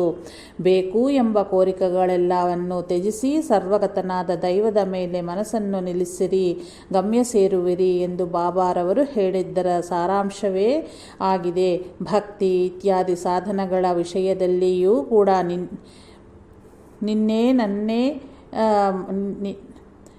ನೀನೇನನ್ನ ಮಾಡಿದರೂ ಸಂಪೂರ್ಣವಾಗಿ ನೆಟ್ಟ ಮನಸ್ಸಿನಿಂದ ಮಾಡು ಎಂಬ ಸೂಕ್ತಿ ರೂಪದ ಸೂತ್ರವನ್ನು ಅನುಸರಿಸುವುದೆಂದರೆ ಇದೇ ನಿಜವಾದ ಜೀವನದ ಗಮ್ಯವು ದೈವವೇ ಎಂದು, ಅವನೇ ಸರ್ವಸ್ವ ಎಂದು ಮತ್ತು ಅವನು ನಮ್ಮಲ್ಲಿ ಪ್ರತಿಷ್ಠಿಸಿರುವ ಆತ್ಮರೂಪದ ಶಾಶ್ವತವಾದ ಆನಂದವು ಅಂದರೆ ದೈವವಿತ್ತುವುದು ಕ್ಷಯವಾಗದೆಂದು ಮಾನವರಿತ್ತಿದ್ದು ನಿಲ್ಲದೆಂದು ಮೊದಲು ವಿವೇಕದೊಂದಿಗೆ ಮತ್ತು ಶ್ರೀ ಸಾಯಿನಾಥರ ಮಾತುಗಳಲ್ಲಿ ವಿಶ್ವಾಸದಿಂದಲೂ ಪರೋಕ್ಷವಾಗಿ ತಿಳಿದುಕೊಳ್ಳಬೇಕು.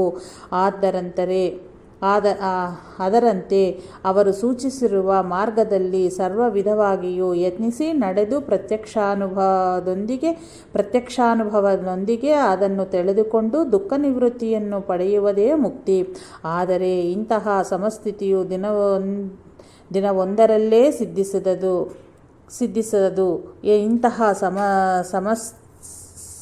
ಇಂತಹ ಸಮಸ್ಥಿತಿಯು ಒಮ್ಮೆಗ ಸಿದ್ಧಿಸಲಿಲ್ಲವೆಂದು ನಿರುತ್ಸಾಹ ಆಗಬಾರದು. ಇಷ್ಟರಲ್ಲಿ ಮನುಷ್ಯನ ಸಹಜ ಗುಣವನ್ನು ಅನುಸರಿಸಿ ಕಷ್ಟ ಸುಖಗಳು ಮನಸ್ಸನ್ನು ಕಳವಳಿಸುತ್ತಲೇ ಇರುತ್ತವೆ. ಅಲ್ಲಿಯವರೆಗೂ ನಮ್ಮ ಕಷ್ಟಗಳನ್ನು ಮತ್ತು ಕೋರಿಕೆಗಳನ್ನು ಅವರಿಗೆ ಮನಸಾರ ನಿವೇದಿಸಿ ಅವುಗಳ ನೆರವೇರಣೆಗಾಗಿ ಪ್ರಾರ್ಥಿಸಿಕೊಳ್ಳಬಹುದು. ಯಾಕಂದರೆ ಎಷ್ಟೋ ಭಕ್ತರ ಪ್ರಾರ್ಥನೆಗಳನ್ನು ನೆರವೇರಿಸಿರುವುದು ನಾವು ಅವರುಗಳ ಅನುಭವಗಳಲ್ಲಿ ಕಾಣುತ್ತೇವೆ. ಹಾಗೆಂದು ಎಲ್ಲ ಕಾಲದಲ್ಲಿಯೂ ಅದರಲ್ಲಿಯೇ ಮುಳುಗು ತೇಲುತ್ತಲೂ ನಾವಂತಹ ಅತೀತ ಸ್ಥಿತಿಯನ್ನು ಹೊಂದಲಿಲ್ಲವಲ್ಲವೇ? ಹೀಗಿದ್ದ ಮೇಲೆ ಅದು ನಮ್ಮಂತಹವರಿಗೆ ಸಾಧ್ಯವೇ ಎಂದು ವ್ಯರ್ಥವಾಗಿ ಪ್ರಲಾಪಿಸಿ ನಮ್ಮ ಬಲಹೀನತೆಯನ್ನು ಪ್ರದರ್ಶಿಸಿಕೊಳ್ಳುವುದರಿಂದ ಅವ ಪ್ರಯೋಜನವೂ ಆಗದು. ನಾವು ನಮ್ಮ ಶಕ್ತಿಯನ್ನೆಲ್ಲ ವಿನಿಯೋಗಿಸಿ ವಿವೇಚನೆಯಿಂದ ಮನಸ್ಸನ್ನು ಸಮಸ್ಥಿತಿಯಲ್ಲಿರಿಸಿಕೊಳ್ಳಲು ಮತ್ತೆ ಮತ್ತೆ ಯತ್ನಿಸುತ್ತಲೇ ಇರಬೇಕು. ಇದರೊಂದಿಗೆ ಪ್ರತಿ ಹಂತದಲ್ಲಿಯೂ ನಮ್ಮ ಶ್ರೇಯಸ್ಸು ಎಡಬಿಡದೆ ಉಪೇಕ್ಷಿಸದೆ ಗುರುತಿಸಿ ದೃಢಗೊಳಿಸುವ ಸದ್ಗುರುವಿರುವೆಂಬ ವಿಶ್ವಾಸವನ್ನು ದೃಢಪಡಿಸಿಕೊಳ್ಳುತ್ತಲೂ ಮತ್ತು ನಾವು ಅವರಲ್ಲಿ ಯಾವುದನ್ನು ಕೋರಿಕೊಳ್ಳುವ ಅವಶ್ಯಕತೆಯೇ ಇಲ್ಲವೆಂದು ಗುರುತಿಸಿ ಅದರಂತೆಯೇ ನಡೆಯಲು ಯತ್ನಿಸುತ್ತಿರಬೇಕು. ನನ್ನ ಮೇಲೆ ನಿನ್ನ ದೃಷ್ಟಿಯನ್ನು ಇರಿಸು, ನಿನ್ನ ಮೇಲೆ ನನ್ನ ದೃಷ್ಟಿಯನ್ನಿರಿಸುವೆ ಎಂಬ ಅವರ ವಚನವನ್ನು ಸ್ಮರಿಸಿ ಅದರಲ್ಲಿನ ಮೊದಲ ಅಂಶವನ್ನು ನಾವು ನಿರ್ದಿಷ್ಟವಾಗಿ ಅನುಸರಿಸುವುದೇ ಎರಡನೆಯ ಅಂಶಕ್ಕೆ ಅರ್ಹರಾಗುವ ಮಾರ್ಗವೆಂದು ಗುರುತಿಸಬೇಕು. ಹಾಗೆ ಮಾಡಿದ್ದಲ್ಲಿ ಹಂತ ಹಂತವಾಗಿ ನಮ್ಮ ಶರಣಾಗತಿಯು ನೈಜತೆಯನ್ನು ಮೈಗೂಡಿಸಿಕೊಳ್ಳುತ್ತದೆ.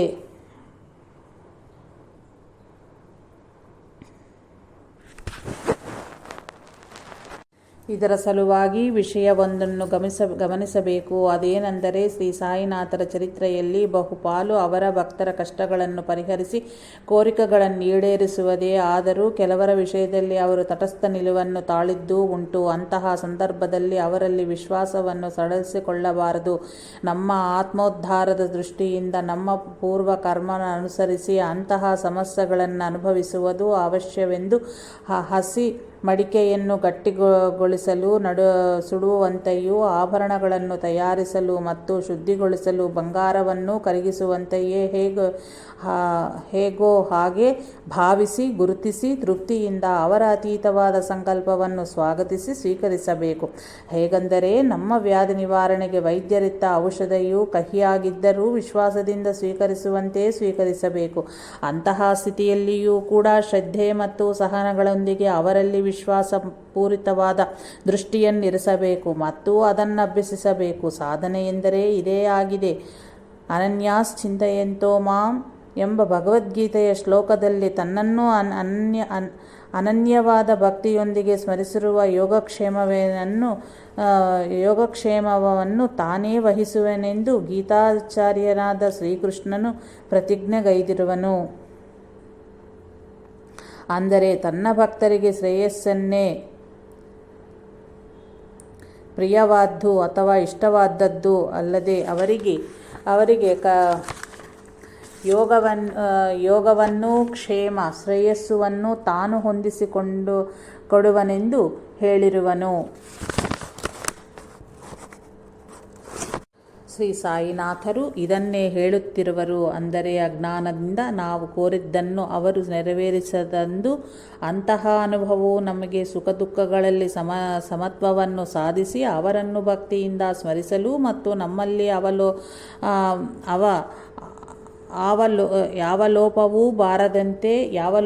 ಬಾರದಂತೆ ಅಣಿಗೂಡಿಸಲೊಸಗೆ ಮತ್ತು ಗಮ್ಯ ಸೇರಲೊಸಗೆ ಅವಶ್ಯವೆಂದು ಗುರುತಿಸಬೇಕು. ಹೇಗೆ ತಂದೆ ಇತ್ತ ಶಿಕ್ಷಣವನ್ನು ಮಗನು ಸಂತೋಷದಿಂದ ಸ್ವೀಕರಿಸುವನೋ ಅಂತೆಯೇ ಸದ್ಗುರು ಇಯುತ್ತಿರುವ ಶಿಕ್ಷಣೆಯನ್ನು ಸ್ವೀಕರಿಸುವುದ ಕಲಿತುಕೊಳ್ಳಬೇಕು. ಇದಾದರೂ ವಿವೇಕ ಸದ್ಗ್ರಂಥ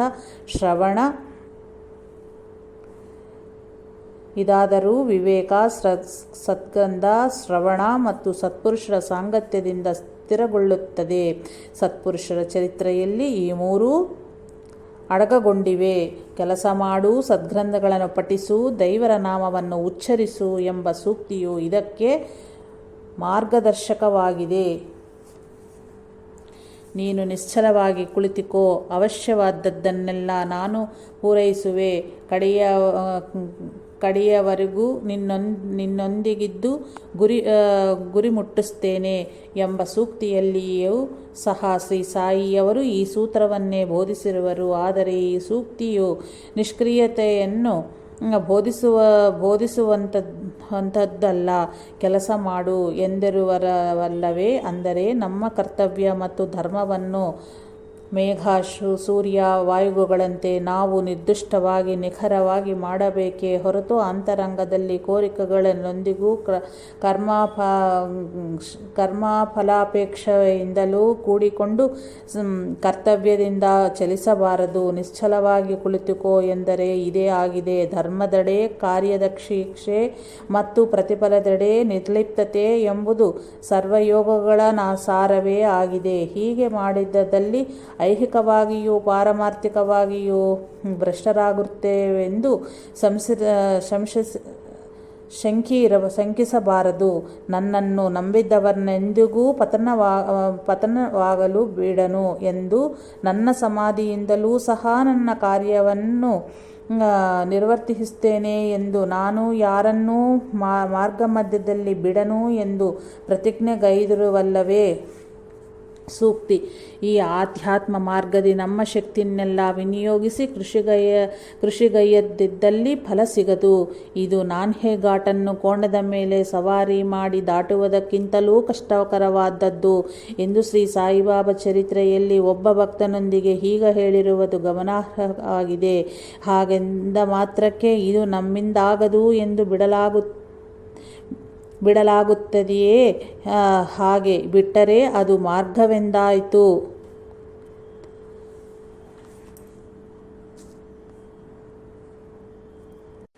ಮೊದಲೇ ಹೇಳಿದಂತೆ ಎಲ್ಲ ಕಷ್ಟಗಳನ್ನು ದೂರಾಗಿಸಿಕೊಳ್ಳುವುದಕ್ಕೂ ಮತ್ತು ಕೋರಿಕೆಗಳನ್ನೆಲ್ಲ ತೀರಿಸಿಕೊಳ್ಳುವುದಕ್ಕೂ ಮನುಷ್ಯನು ಮೊದಲು ಸ್ವಂತ ಶಕ್ತಿಯೊಂದಿಗೆ ಯತ್ನಿಸುವನು. ಆದರೆ ಅವೆಲ್ಲವೂ ನೆರವೇರಲು ಪರಿಸ್ಥಿತಿಗಳು ಯಾವಾಗಲೂ ಸಹಕರಿಸವೆಂದು ಗುರುತಿಸುವನು. ಆಗ ದೈವವನ್ನು, ಶ್ರೀ ಸಾಯಿಯಂತಹ ಸದ್ಗುರುವನ್ನು ಆಶ್ರಯಿಸುವನು. ಆಗಲೂ ಸಹ ಕೆಲವು ನೆರವೇರುವುದನ್ನು ಮತ್ತೆ ಕೆಲವು ನೆರವೇರದಿರುವುದನ್ನು ಗಮನಿಸುವನು. ಕೆಲವು ನೆರವೇರುವುದನ್ನು ಮತ್ತು ಕೆಲವು ನೆರವೇರದಿರುವುದನ್ನು ಗಮನಿಸುವನು. ಆಗ ಮೊದಲು ಅಸಂತೃಪ್ತಿಯ ದಶೆಯಿಂದ ಭಕ್ತಿ ಮಾರ್ಗದಲ್ಲಿ ಅವನ ವಿಶ್ವಾಸವು ಸಡಿಲಗೊಳ್ಳುವುದು. ಹೀಗೆ ಮತ್ತೆ ಮತ್ತೆ ವಿಶ್ವಾಸವುದು ಮತ್ತು ವಿಶ್ವಾಸವನ್ನು ಕಳೆದುಕೊಳ್ಳುವುದು ನಡೆಯುತ್ತಿರುತ್ತದೆ. ಸತ್ಪುರುಷ ಚರಿತ್ರೆಯನ್ನು ಪಠಿಸುವುದು, ಸತ್ಸಂಗ ಮೊದಲಾದವುಗಳಿಂದ ಹಂತವಾಗಿ ಮೇಲಿನ ಸೂಕ್ತಿಗಿತ್ತ ವಿವರಣೆಗಳಲ್ಲಿ ಸೂಚಿಸಿದಂತೆ ವಿವೇಕವನ್ನು ಬಲಪಡಿಸಿಕೊಂಡು ಪ್ರತಿಫಲಾಪೇಕ್ಷೆಯಿಲ್ಲದೆ ನಿರ್ದಿಷ್ಟವಾದ ಕರ್ಮಾಚರಣೆಯನ್ನು ಭಕ್ತಿಯನ್ನು ಸ್ಥಿರಗೊಳಿಸಿಕೊಳ್ಳಬೇಕು. ಈ ವಿಚಾರದಲ್ಲಿ ನಮ್ಮ ಶಕ್ತಿಯನ್ನೆಲ್ಲ ವಿನಿಯೋಗಿಸಿ ಕೃಷಿ ಮಾಡಬೇಕೆಂಬುದೇ ಈ ಸೂಕ್ತಿಗೆ ಅರ್ಥ. ಆದರೆ ಈ ಕೃಷಿಯಲ್ಲಿ ವಿವರಿಸಬೇಕಾದ ವಿಷಯ ಇನ್ನೊಂದಿದೆ. ಅದೇನೆಂದರೆ, ಸಾಮಾನ್ಯವಾಗಿ ಮಾನವರು ತಾನು ಸಲ್ಲಿಸಿದ ಪೂಜೆ, ನಾಮಜಪ, ಪಾರಾಯಣಗಳಿಗೆ ಫಲವಾಗಿ ತನ್ನ ಕೋರಿಕೆಗಳೆಲ್ಲನೂ ಶ್ರೀ ಸಾಯಿಯವರು ನೆರವೇರಿಸಲಿಲ್ಲವೆಂದು ಪರಿತಪಿಸುವನೇ ಹೊರತು ಅವರು ಹೇಳಿದ ಧರ್ಮವನ್ನು ತಾನೆಷ್ಟು ಮಟ್ಟಿಗೆ ಪಾಲಿಸುತ್ತಿರುವೆನೋ ಎಂಬುದನ್ನು ತಿಳಿದುಕೊಳ್ಳನು. ಇಂತಹ ಧರ್ಮವನ್ನು ಶ್ರೀ ಸಾಯಿನಾಥರು ಅಚಂಚಲವಾದ ವಿಶ್ವಾಸದೊಂದಿಗೆ ನಿನ್ನ ಗುರುವನ್ನೇ ನೀನು ಸದಾ ಸರ್ವದಾ ಆಶ್ರಯಿಸು. ಇತರ ಗುರುಗಳು ಎಷ್ಟು ಶ್ರೇಷ್ಠರಾದರೂ, ನಿನ್ನ ಗುರುವಿನ ಪ್ರತಿಭೆ ಎಷ್ಟು ಕಡಿಮೆಯಾದರೂ ಸರಿ, ಮಹಾತ್ಮರ ದೂಷಣೆ ನಡೆಯುವಡೆ ಇರಬಾರದು ಎಂಬ ಸೂಕ್ತಿಗಳಲ್ಲಿಯೂ ಮತ್ತು ಅನೇಕ ಸೂಕ್ತಿಗಳಲ್ಲಿಯೂ ಸಹ ಹೇಳಿರುವರು. ಇವುಗಳನ್ನು ಸಂದರ್ಭಕ್ಕೆ ತಕ್ಕಂತೆ ಇದಕ್ಕೂ ಮುಂಚೆಯೇ ಪ್ರಸ್ತಾಪಿಸಿರುವೆನು. ಇಲ್ಲಿ ಈ ಕೆಳಗಿನ ಸೂಕ್ತಿಯನ್ನು ಪ್ರತ್ಯೇಕವಾಗಿ ಪರಿಶೀಲಿಸಬೇಕು. ಸೂಕ್ತಿ: ನನ್ನನ್ನು ಸರಿಯಾಗಿ ವಿನಿಯೋಗಿಸಿಕೊಂಡಲ್ಲಿ ನಿನಗೆ ಚೆನ್ನಾಗಿ ಸೇವೆಗೈಯುವೆ ಎನ್ನುತ್ತದೆ ಧನ. ನನ್ನನ್ನು ಸರಿಯಾಗಿ ಬೇಯಿಸಿದಲ್ಲಿ ನಿನಗೆ ಚೆನ್ನಾಗಿ ಉಪಕರಿಸುವೆ ಎನ್ನುತ್ತದೆ ಅನ್ನ. ಸರಿಯಾದ ವಿಧಿಯಲ್ಲಿ ವಿನಿಯೋಗಿಸಲ್ಪಟ್ಟ ಧನ ಮತ್ತು ಸರಿಯಾಗಿ ಬೇಯಿಸಿ ಸಿದ್ಧಪಡಿಸಿದ ಅನ್ನದಂತೆ ನಮಗೆ ಶಕ್ತಿಯನ್ನು, ಆಧ್ಯಾತ್ಮಿಕ ಮತ್ತು ಲೌಕಿಕ ಸ್ವಸ್ಥತೆಯನ್ನು ಹೊಂದಿಸಿಕೊಡುತ್ತವೆಂದು. ಇಲ್ಲದಿದ್ದರೆ ಬೇಯಿದ ಅನ್ನದಂತೆ ವ್ಯರ್ಥವೇ ಅಲ್ಲದೆ ಪ್ರಯಾಸಕರವೂ ಆಗುತ್ತದೆಂದು ಇದರ ಸಾರಾಂಶವಾಗಿದೆ. ಸ್ವಲ್ಪವಾಗಿ ತಿನ್ನು, ರುಚಿಗಳಿಗೆ ಹೋಗಬೇಡ. ಒಂದೆರಡು ಬಗೆಯ ಪದಾರ್ಥಗಳಿಂದಲೇ ತೃಪ್ತನಾಗು. ಯಾವುದೊಂದರ ಅಂಧವಿಕಾರಗಳನ್ನು ಹಚ್ಚಿಕೊಳ್ಳದೆ ಆರೂಪವನ್ನು ಧರಿಸಿದ ದೈವವನ್ನು ಸ್ಮರಿಸಬೇಕು. ಭಗವಂತನಿಗೆ ಕೆಡು ಕಂದರೆ ಕೆಡಿಗೆ ಭಗವಂತನೆಂದರು. ಭಯ ಎಂಬ ಸೂಕ್ತಿಗಳಲ್ಲಿ ಹೇಳಿದ ನಿಷೇಧಗಳು ಇವುಗಳಲ್ಲಿ ಮುಖ್ಯಾಂಶಗಳಾಗಿವೆ.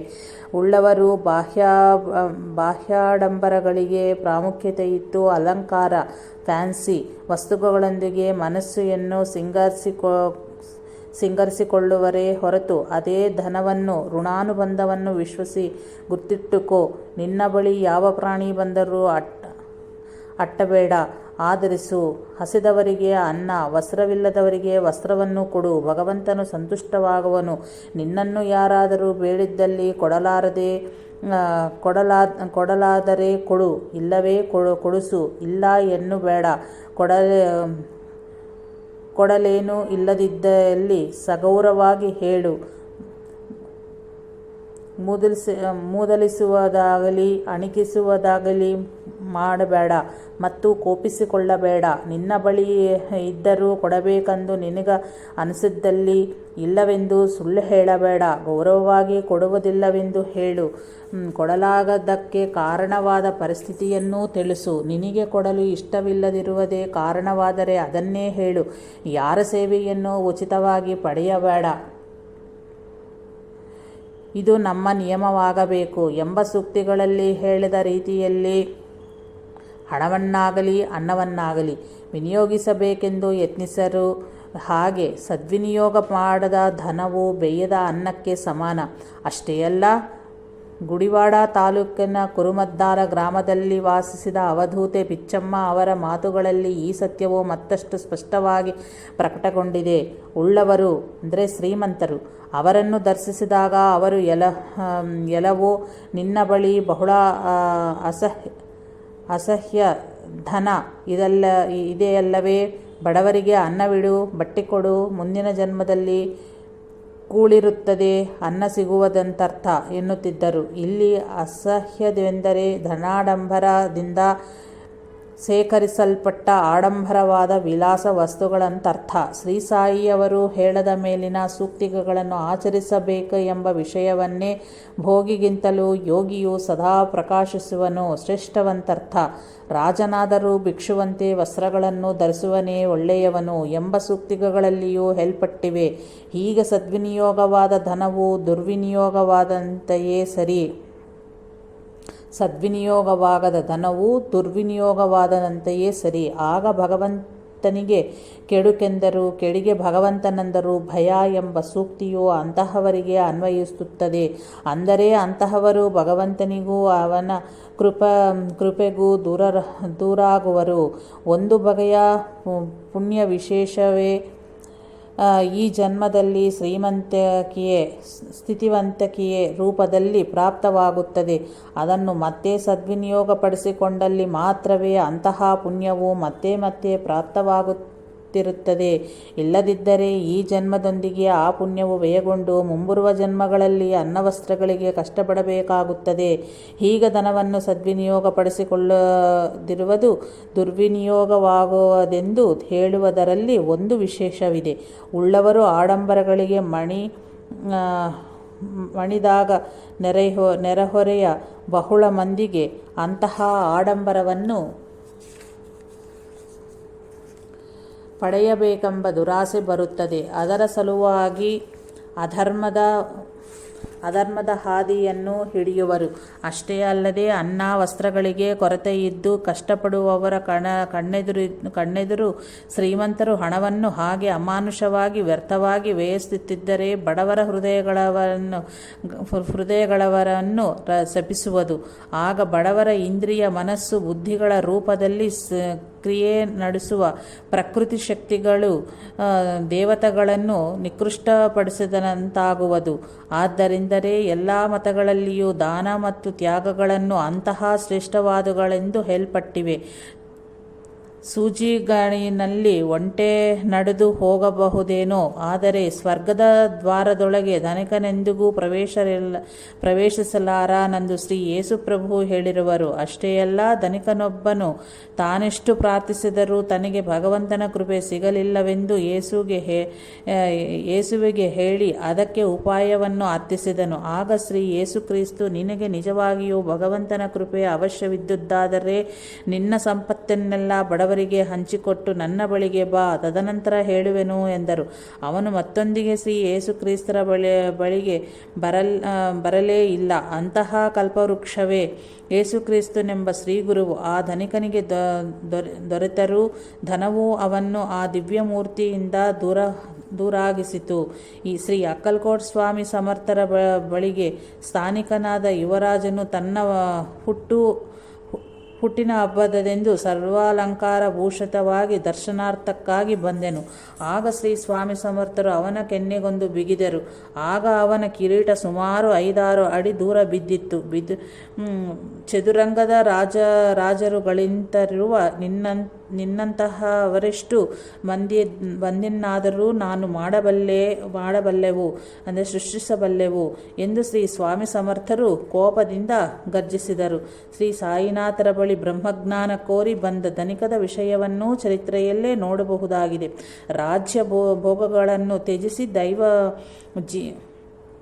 ಜೀವನ್ಮುಕ್ತಿ ಎನ್ನದೇ ಭಗವಾನ್ ಬುದ್ಧನ ಪಾದಸೇವೆಗಾಗಿ ಎಷ್ಟು ಮಂದಿ ರಾಜರುಗಳು ಧಾವಿಸಿದರೆ ಎಂಬುದನ್ನು ನಮ್ಮ ದೇಶದ ಚರಿತ್ರೆಯಲ್ಲಿ ನೋಡಬಹುದು. ತಮಗೆ ಬಂದ ಹಣವನ್ನು ಶ್ರೀ ಸಾಯಿನಾಥರು ನಿರಂತರವೂ ಹೇಗೆ ದಾನ ಮಾಡಿದರೋ ಮತ್ತು ಅಂತಹ ತ್ಯಾಗದಿಂದ ಅವರು ಅಸಂಖ್ಯಾತ ಜನರಿಗೆ ಸುಖ ಶಾಂತಿಗಳನ್ನು ಪ್ರಸಾದಿಸತಕ್ಕ ದೈವತ್ವವೆನ್ನಂತೂ ವೃದ್ಧಿಪಡಿಸಿಕೊಂಡರೋ ಎಂಬುದನ್ನು ಅವರ ಚರಿತ್ರೆಯಲ್ಲಿ ನೋಡಬಹುದಾಗಿದೆ. ಪೂರ್ವ ಪುಣ್ಯದಿಂದ ಪ್ರಾಪ್ತವಾದ ಸಿರಿ ಸಂಪತ್ತುಗಳನ್ನು ಹೀಗೆ ಸದ್ವಿನಿಯೋಗಪಡಿಸಿಕೊಳ್ಳದವರಿಗೆ ಬಹುಳ ವಿಧಗಳಲ್ಲಿ ಭಯಗಳು ಕಾಡುತ್ತವೆ. ಉದಾಹರಣೆಗೆ ಕಳ್ಳರ ಭಯ, ದಾಯಾದಿಗಳಿಗೆ ಈರ್ಷ್ಯ, ದುರಾಸೆ, ದ್ವೇಷಗಳಿಂದಾಗುವ ಭಯ, ಧನ ಮದದಿಂದ ತಮ್ಮ ಅಂತಸ್ತು ಪ್ರತಿಷ್ಠೆಗಳಿಗಾಗಿ ಅವರು ಮಾಡುವ ದುಷ್ಕೃತ್ಯಗಳ ಕರ್ಮಫಲವು ಬಹು ವಿಧಗಳಾಗಿ ಇರುತ್ತವೆ. ಮೇಲಿನ ವಿಷಯಗಳನ್ನು ವಿವೇಕದಿಂದ ಗುರುತಿಸಿ ಧನವನ್ನು ಸದ್ವಿನಿಯೋಗಪಡಿಸುವುದರಲ್ಲಿ ಒಂದು ಸೂಕ್ಷ್ಮವಿರುವುದು. ಅದನ್ನು ಶ್ರೀ ಸಾಯಿಯವರು ತಮ್ಮ ಆಚರಣೆಯ ಮುಖಾಂತರ ಬೋಧಿಸಿರುವರು. ದಕ್ಷಿಣೆಯ ರೂಪದಲ್ಲಿ ಅವರಿಗೆ ಒಟ್ಟಾದ ಹಣವನ್ನು ಅವರು ಹಂಚಿದಾಗ ಯಾರಿಗೆ ಎಷ್ಟು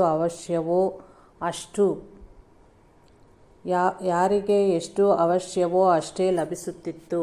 ಇದರೊಂದಿಗೆ ಭಗವನ್ನಾಮ ಸಂಕೀರ್ತನೆ ಮಾಡುವವರಿಗೆ ಮತ್ತು ಹರಿಕಥೆಗಳ ಮುಖಾಂತರ ಜನರಲ್ಲಿ ಧಾರ್ಮಿಕ ಪ್ರಜ್ಞೆಯ ಜಾಗೃತಿ ಪಡಿಸುವರನ್ನು ಶ್ರೀ ಸಾಯಿನಾಥರು ಘನವಾಗಿ ಸತ್ಕರಿಸುತ್ತಿದ್ದರು.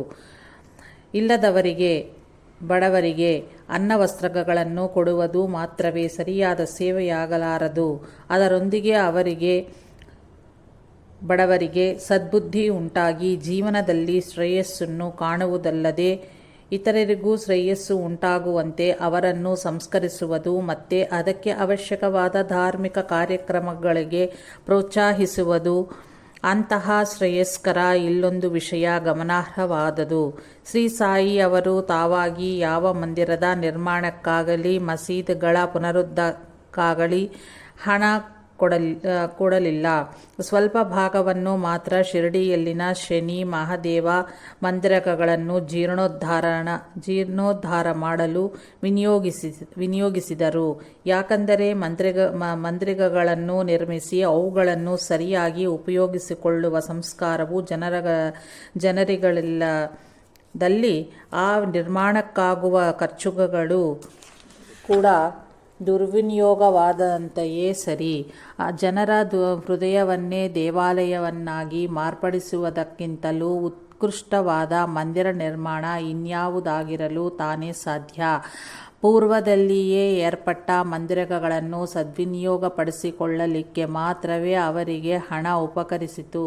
ದ್ವಾರಕಾಮಾಯಿಯಲ್ಲಿ ಕಥಾ ಕಾಲಕ್ಷೇಪ, ನಾಮ ಸಂಕೀರ್ತನೆ ಮಾಡಿದವರನ್ನು ಅವರು ಪ್ರೋತ್ಸಾಹಿಸುತ್ತಿದ್ದರು. ತಮ್ಮನ್ನಾಶ್ರಯಿಸಿದ ದಾಸಗಣು ಮಹಾರಾಜ್, ಬಿ ನರಸಿಂಹಸ್ವಾಮಿ, ಶ್ರೀ ಸಾಯಿ ಶರಣಾನಂದ ಮಹಾರಾಜ್ ಮೊದಲಾದವರಿಂದ ಶ್ರೀ ಸಾಯಿಯವರು ಈ ಧರ್ಮವನ್ನೇ ಆಚರಿಸುವಂತೆ ಮಾಡಿ ನಮಗೆ ಸತ್ಯವನ್ನು ಬೋಧಿಸಿರುವರು. ಹಾಗೆಂದು ನಮ್ಮ ಸುತ್ತಮುತ್ತಲಲ್ಲಿ ಪ್ರತ್ಯಕ್ಷವಾಗಿ ವಾಸಿಸುವ ಬಡವರನ್ನು ಅಲಕ್ಷಿಸಬಾರದೆಂದು ತಿಳಿಸುವುದಕ್ಕಾಗಿಯೇ ಅವರು ತಾವೇ ಸ್ವಯಂ ಅಡಿಗೆ ಮಾಡಿ ಅನ್ನ ಸಂತರ್ಪಣೆ ನಡೆಸುತ್ತಿದ್ದರು. ಈ ವಿಧವಾಗಿ ಸಿರಿ ಸಂಪತ್ತುಗಳಿಗೆ ರಾಜನಾದರೂ ಸಹ ನಿರಾಡಂಬರವಾದ ಅನ್ನ ವಸ್ತ್ರಗಳೊಂದಿಗೆ ಸಂತೃಪ್ತನಾಗಿ ತನಗುಂಟಾದ ಸಂಪತ್ತನ್ನು ಸದ್ವಿನಿಯೋಗಪಡಿಸಿಕೊಂಡನೇ ಶ್ರೀ ಸಾಯಿನಾಥರ ಕೃಪೆಗೆ ಪಾತ್ರನಾಗಲು ಅರ್ಹನಾಗುವನು. ಇದನ್ನೇ ನಮ್ಮ ಪ್ರಾಚೀನ ಕಾಲದ ಋಷಿಗಳು ದೈವಸ್ವರೂಪಿಯಾದ ಸದ್ಗುರುವಿಗೆ ತನು, ಮನ, ಧನಗಳನ್ನು ಸಮರ್ಪಿಸಬೇಕೆಂದು ಹೇಳಿರುವರು. ಹಾಗೆಂದು ಗುರುಗಳಾದರೂ ಶಿಷ್ಯರುಗಳಿಂದ ಸ್ವೀಕರಿಸಿದ ಹಣದಿಂದ ಆಶ್ರಮದ ಹೆಸರಿನಲ್ಲಿ ಭವನಗಳನ್ನು, ವಿಲಾಸಭರಿತವಾದ ವಸ್ತ್ರಗಳನ್ನು ಏರ್ಪಡಿಸಿಕೊಂಡು ಯಾವ ರೀತಿಯಲ್ಲಿಯೂ ಧರ್ಮಬೋಧೆ ಮಾಡಿಸಿದ ಆಶ್ರಮವಾಸಿಗಳಿಗೆ ಮತ್ತು ಸ್ವಾಮಿಗಳಿಗೆ ಶ್ರೀ ಸಾಯಿನಾಥರ ಆಚರಣೆಯು ಅಂಧತ್ವವನ್ನು ಹೋಗಲಾಡಿಸುವಂತಾಗಬೇಕು. ಉತ್ತಮವಾದ್ದನ್ನು ತಿಳಿದು ಅದನ್ನು ಆಚರಿಸದವನು ಅಧಮನು. ಕಕ್ಕಿದ್ದನ್ನು ವಮನ ಅಥವಾ ವಾಂತಿ ಮಾಡಿದ್ದನ್ನು ಬಯಸುವುದು ನಾಯಿಯೇ ಎಂದು ಭಗವಂತನಿಗಾಗಿ ಎಲ್ಲ ವಿಧದ ಬಂಧಗಳನ್ನು ತ್ಯಜಿಸಿದ ಆಶ್ರಮವಾಸಿಯು ಮತ್ತೆ ಭೋಗವಿಲಾಸಗಳನ್ನು ಸೇಕರಿಸುವುದು ಅದಕ್ಕಿಂತಲೂ ಹೀನಪ್ರದವಾದುದೆಂದು ಅಂತಹವನ ಬೋಧನೆ ಎಷ್ಟು ಶ್ರೇಷ್ಠ ಮಟ್ಟದ್ದಾಗಿ ಕಂಡರೂ ತ್ಯಜಿಸಬೇಕೆಂದು ಋಷಿಗಳ ಉವಾಚ. ಆದ್ದರಿಂದಲೇ ಒಬ್ಬ ಸಾಧುವನ್ನು ಶ್ರೀ ಸಾಯಿನಾಥರು ಹೀಗೆ ಎಚ್ಚರಿಸಿದರು: ವೈರಾಗ್ಯವನ್ನು ಹಿಡಿದಿಟ್ಟುಕೋ. ಸನ್ಯಾಸಿಗೆ ಸ್ತ್ರೀಯರು ಬಹು ಪ್ರಮಾದ. ದೈವವನ್ನು ಸ್ಮರಿಸುತ್ತಲೇ ಅಹಂಕಾರವನ್ನು ಸಂಹರಿಸು. ಕಾಮವನ್ನು ಜಯಿಸಲಾರದವನಾರೂ ದೈವವನ್ನು ನೋಡಿಯೇ ಇಲ್ಲ. ಈ ಮಾತಿನಲ್ಲಿ ಕಾಮ ಎಂದರೆ ಸ್ತ್ರೀ ಸುಖ ಮಾತ್ರವೇ ಅಲ್ಲ, ಎಲ್ಲ ವಿಧವಾದ ವಿಲಾಸಗಳ ಬಯಕೆ ಎಂದರ್ಥ.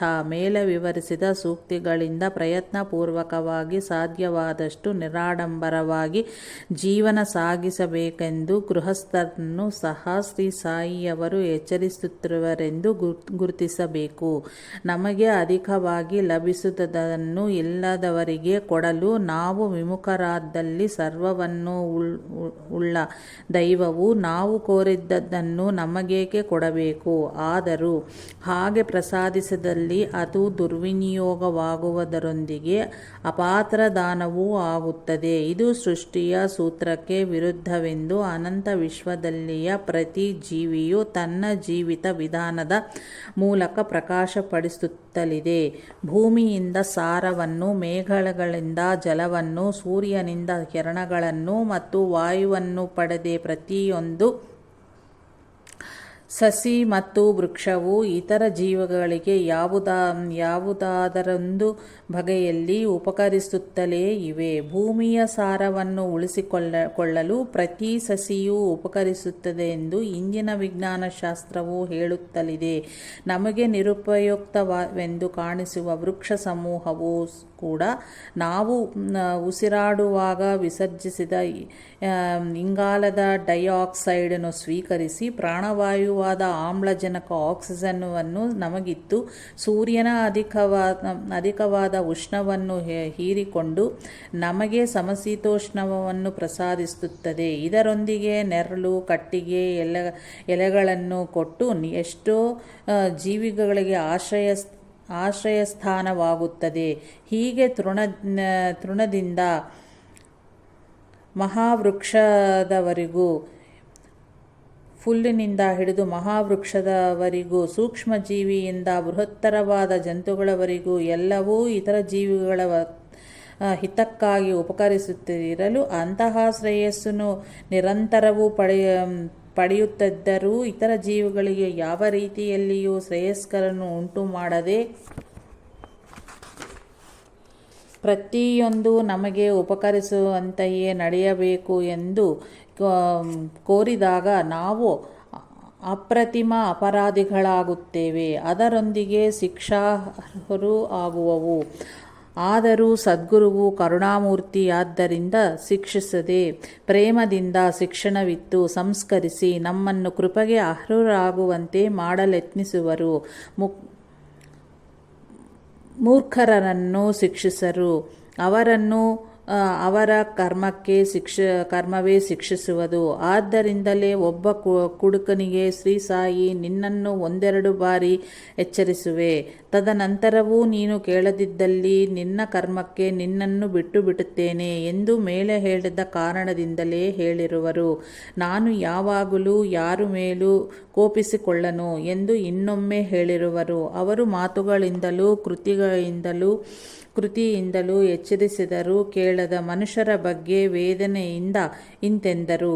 ಈ ಪ್ರಪಂಚ ಬಹು ವಿಚಿತ್ರವಾದದ್ದು. ಎಲ್ಲರೂ ನನ್ನ ಮಕ್ಕಳೇ, ಎಲ್ಲರನ್ನೂ ನಾನು ಸಮಾನವಾಗಿಯೇ ನೋಡುತ್ತೇನೆ. ಆದರೆ ಕೆಲವರು ಕಳ್ಳರಾಗುವರು, ಅವರಿಗೆ ನಾನು ಏನನ್ನು ತಾನೇ ಮಾಡಲಾಗುವುದು. ಮೃತ್ಯುಮುಖದಲ್ಲಿದ್ದವರು ಸಹಿತ ಇತರರನ್ನು ಕೊಲ್ಲುವುದಕ್ಕೆ ಹುನ್ನಾರ ಹೂಡುವವರು. ಅವರು ನನಗೆ ಬಹು ಬಾಧೆಯನ್ನು ಉಂಟುಮಾಡುವರು. ನನಗೊಮ್ಮೆ ಒಬ್ಬನು ಬಹಳವಾಗಿ ಬಾಧಿಸಿದನು, ಆದರೆ ನಾನೇನೂ ಹೇಳಲಿಲ್ಲ. ಭಗವಂತನು ಬಹಳ ದೊಡ್ಡವನು, ಅವನ ಪ್ರತಿನಿಧಿಗಳು ಎಲ್ಲೆಡೆಯಲ್ಲಿಯೂ ಇರುವರು, ಅವರು ಸಮರ್ಥರಿರುವರು. ಭಗವಂತನಿದ್ದದಲ್ಲಿ ತೃಪ್ತಿ ಹೊಂದಬೇಕು.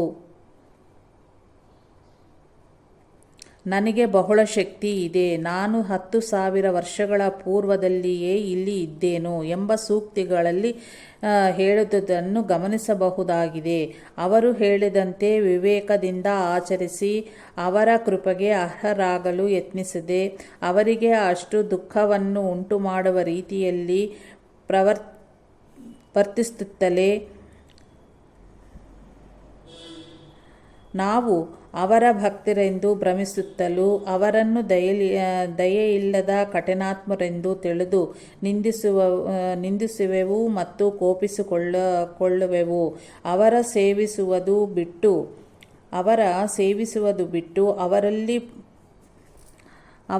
ಅವರಲ್ಲಿ ಬಲದಿಂದ ಸಾಧಿಸಲೆತ್ನಿಸುತ್ತೇವೆ. ಇದು ಹೇಗಿರುವುದೆಂದರೆ ಕೆರೆಯ ಮೇಲಿನ ಕೋಪದಿಂದ ಸ್ನಾನಪಾನಗಳನ್ನು ಬಿಟ್ಟದಂತಾಗುವುದು. ಆದರೂ ಶ್ರೀ ಸಾಯಿಯವರು ಅವರ ಗುರುವಿನಲ್ಲಿ ಯಾವ ಅಚಂಚಲವಾದ ನಿಷ್ಠೆ ಮತ್ತು ಪ್ರೇಮಗಳೆಂದಿದ್ದರೂ ಹಾಗೆಯೇ ನಮ್ಮಗಳ ವಿಷಯದಲ್ಲಿಯೂ ಇದ್ದು ಜನ್ಮ ಜನ್ಮಗಳಲ್ಲಿಯೂ ನಮ್ಮ ಸಹ ಪರಿವರ್ತನೆಯಕ್ಕಾಗಿ ನಮ್ಮ ಸತ್ಪರಿವರ್ತನೆಯಕ್ಕಾಗಿ ಅವರು ಶ್ರಮಿಸುತ್ತಲೇ ನಮ್ಮಲ್ಲಿಯ ಆ ಪರಿವರ್ತನೆಗಾಗಿ ಕಾದಿರುತ್ತಾರೆ. ಹೀಗಿರುವಲ್ಲಿ ಶ್ರೀ ಸಾಯಿಯವರು ದಯಾಹೀನರೋ ಅಥವಾ ನಾವುಗಳೇ ದಯಾಹೀನರೋ ಎಂಬುದು ಯೋಚಿಸಬೇಕಾಗಿದೆ. ಸರ್ವವನ್ನೂ ಪ್ರಸಾದಿಸಬಲ್ಲ ಈಶ್ವರರಾದ ಅವರು ಪ್ರೇಮವು ಗುಲಾಮಂತೆ ನಮ್ಮ ಮುಂದಿದ್ದು ನಮ್ಮನ್ನು ಸದಾ ರಕ್ಷಿಸುತ್ತಲೇ ಇರುವುದನ್ನು ನೋಡಿಯೂ ಸಹ ಅಲ್ಪಬುದ್ಧಿಯವರು ಕಠಿರಾತ್ಮರೂ ಆದ ನಮಗೆ ಅವರನ್ನೇನಾದರೂ ಕೇಳಲು ನಾಚಿಕೆಯಾಗಬೇಕಲ್ಲವೇ? ಅಷ್ಟೇ ಅಲ್ಲ, ಇಂತಹ ನಮ್ಮ ಅಲ್ಪಬುದ್ಧಿಯನ್ನು ಉಪೇಕ್ಷಿಸಿ ಮೇಲೆ ಹೇಳಿದ ಎಲ್ಲ ಜೀವಿಗಳ ರೂಪದಲ್ಲಿಯೂ ನಮಗೆ ನಿರಂತರವಾಗಿ ಸೇವೆ ಮಾಡುತ್ತಲೇ ಇರುವರು. ಅವರ ಸೇವೆಗೆ ಪ್ರತಿಯಾಗಿ ನಾವೇನು ಮಾಡುತ್ತಿದ್ದೇವೆ? ನಮ್ಮ ಒಳಿತಿಗಾಗಿಯಾದರೂ ಅವರು ಹೇಳಿದವನ್ನು ಆಚರಿಸುತ್ತೇವೆಯೇ? ಹಾಗಾಗಿ ಅವರನ್ನು ಸ್ವಾರ್ಥಪೂರಿತವಾದ ಕೋರಿಕೆಗಳೊಂದಿಗೆ ಪ್ರಾರ್ಥಿಸದೆ ನಿರಂತರವೂ ನಮಗಾಗಿಯೇ ಲಭಿಸುತ್ತಿರುವ ಅವರ ಕೃಪೆಗೆ ಕೃತಜ್ಞರಾಗಿ ಅವರನ್ನು ಸಂತುಷ್ಟಪಡಿಸುವಂಥ ಸಕಲ ಜೀವಿಗಳ ಲೋಕಗಳ ಸುಖವನ್ನು ಹಿತವನ್ನು ಕೋರಬೇಕು ಎಂದು ಅವುಗಳಿಗಾಗಿ ಪ್ರಾರ್ಥಿಸುವುದು ಕಲಿತುಕೊಳ್ಳರೆಂದು ನಮಗೆ ತಿಳಿಸುವುದಕ್ಕಾಗಿಯೇ ನಿತ್ಯ ಪೂಜೆಯ ಕ್ರಮದ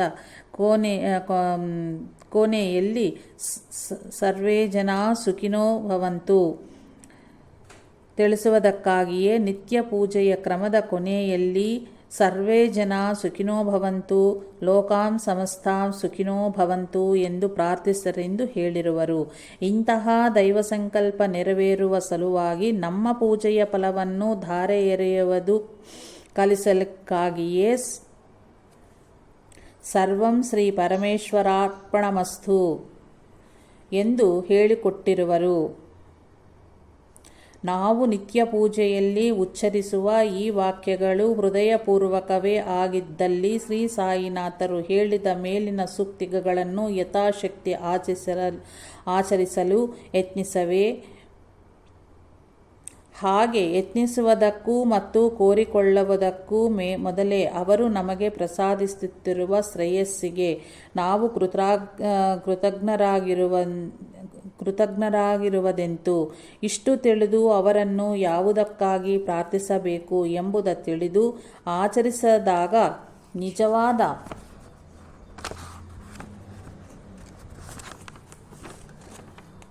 ಮಾನವತೆಯನ್ನು ನಾವು ಮೈಗೂಡಿಸಿಕೊಟ್ಟಿದ್ದೇವೆಂದು ಅರ್ಥ. ಶ್ರೀ ಸಾಯಿಯವರಲ್ಲಿ ಏನಾದರೂ ಪ್ರಾರ್ಥಿಸಿಕೊಳ್ಳಲು ಅರ್ಹತೆಯನ್ನು ಸಂಪಾದಿಸಿಕೊಂಡವರಾಗುವೆವು. ಇಂತಹ ಅರ್ಹತೆ ದೊರೆತಾಗ ಅವರನ್ನೇನೂ ಕೋರುವುದರ ಅವಶ್ಯಕತೆಯೇ ಇಲ್ಲವೆಂಬ ಜ್ಞಾನವೂ ಉದಯಿಸುತ್ತದೆ. ಆಗ ನಿರ್ಹೇತುಕವಾದ ಯಾವುದೇ ಕಾರಣವಿಲ್ಲದ ಶ್ರದ್ಧೆ, ಕೇವಲ ಶ್ರದ್ಧೆ, ಸಹನಗಳು ನಮಗೆ ಸಮಕೂಡುವವು. ಆಗಲೇ ನಾವು ಅವರ ಶಿಷ್ಯರೆಂತಲೂ ಭಕ್ತರೆಂತಲೂ ಹೇಳಿಕೊಳ್ಳಬಹುದು. ಆಗಲೇ ನಾವು ಅವರ ಚರಿತ್ರೆಯನ್ನು ಸೂಕ್ತಿಗಳನ್ನು ನಿಜವಾಗಿಯೂ ಪಠಿಸಿದ್ದೇವೆ ಎಂದು ಹೇಳಬಹುದು. ಹಾಗಿಲ್ಲದಲ್ಲಿ 1 ಗಂಟೆಯಲ್ಲಿ 100 ಬಾರಿ ಅವುಗಳನ್ನು ಪುನರುಚ್ಚಾರ ಮಾಡಬಲ್ಲ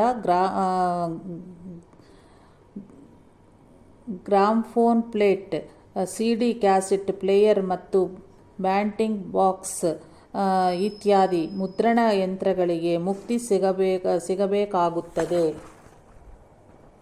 ಸೂಕ್ತಿ: ಯಾತ್ರೆಗೆ ಮತ್ತು ಹಬ್ಬ ಹರಿದಿನಗಳನ್ನಾಚರಿಸಲು ಎಂದಿಗೂ ಸಾಲ ಮಾಡಬೇಡ.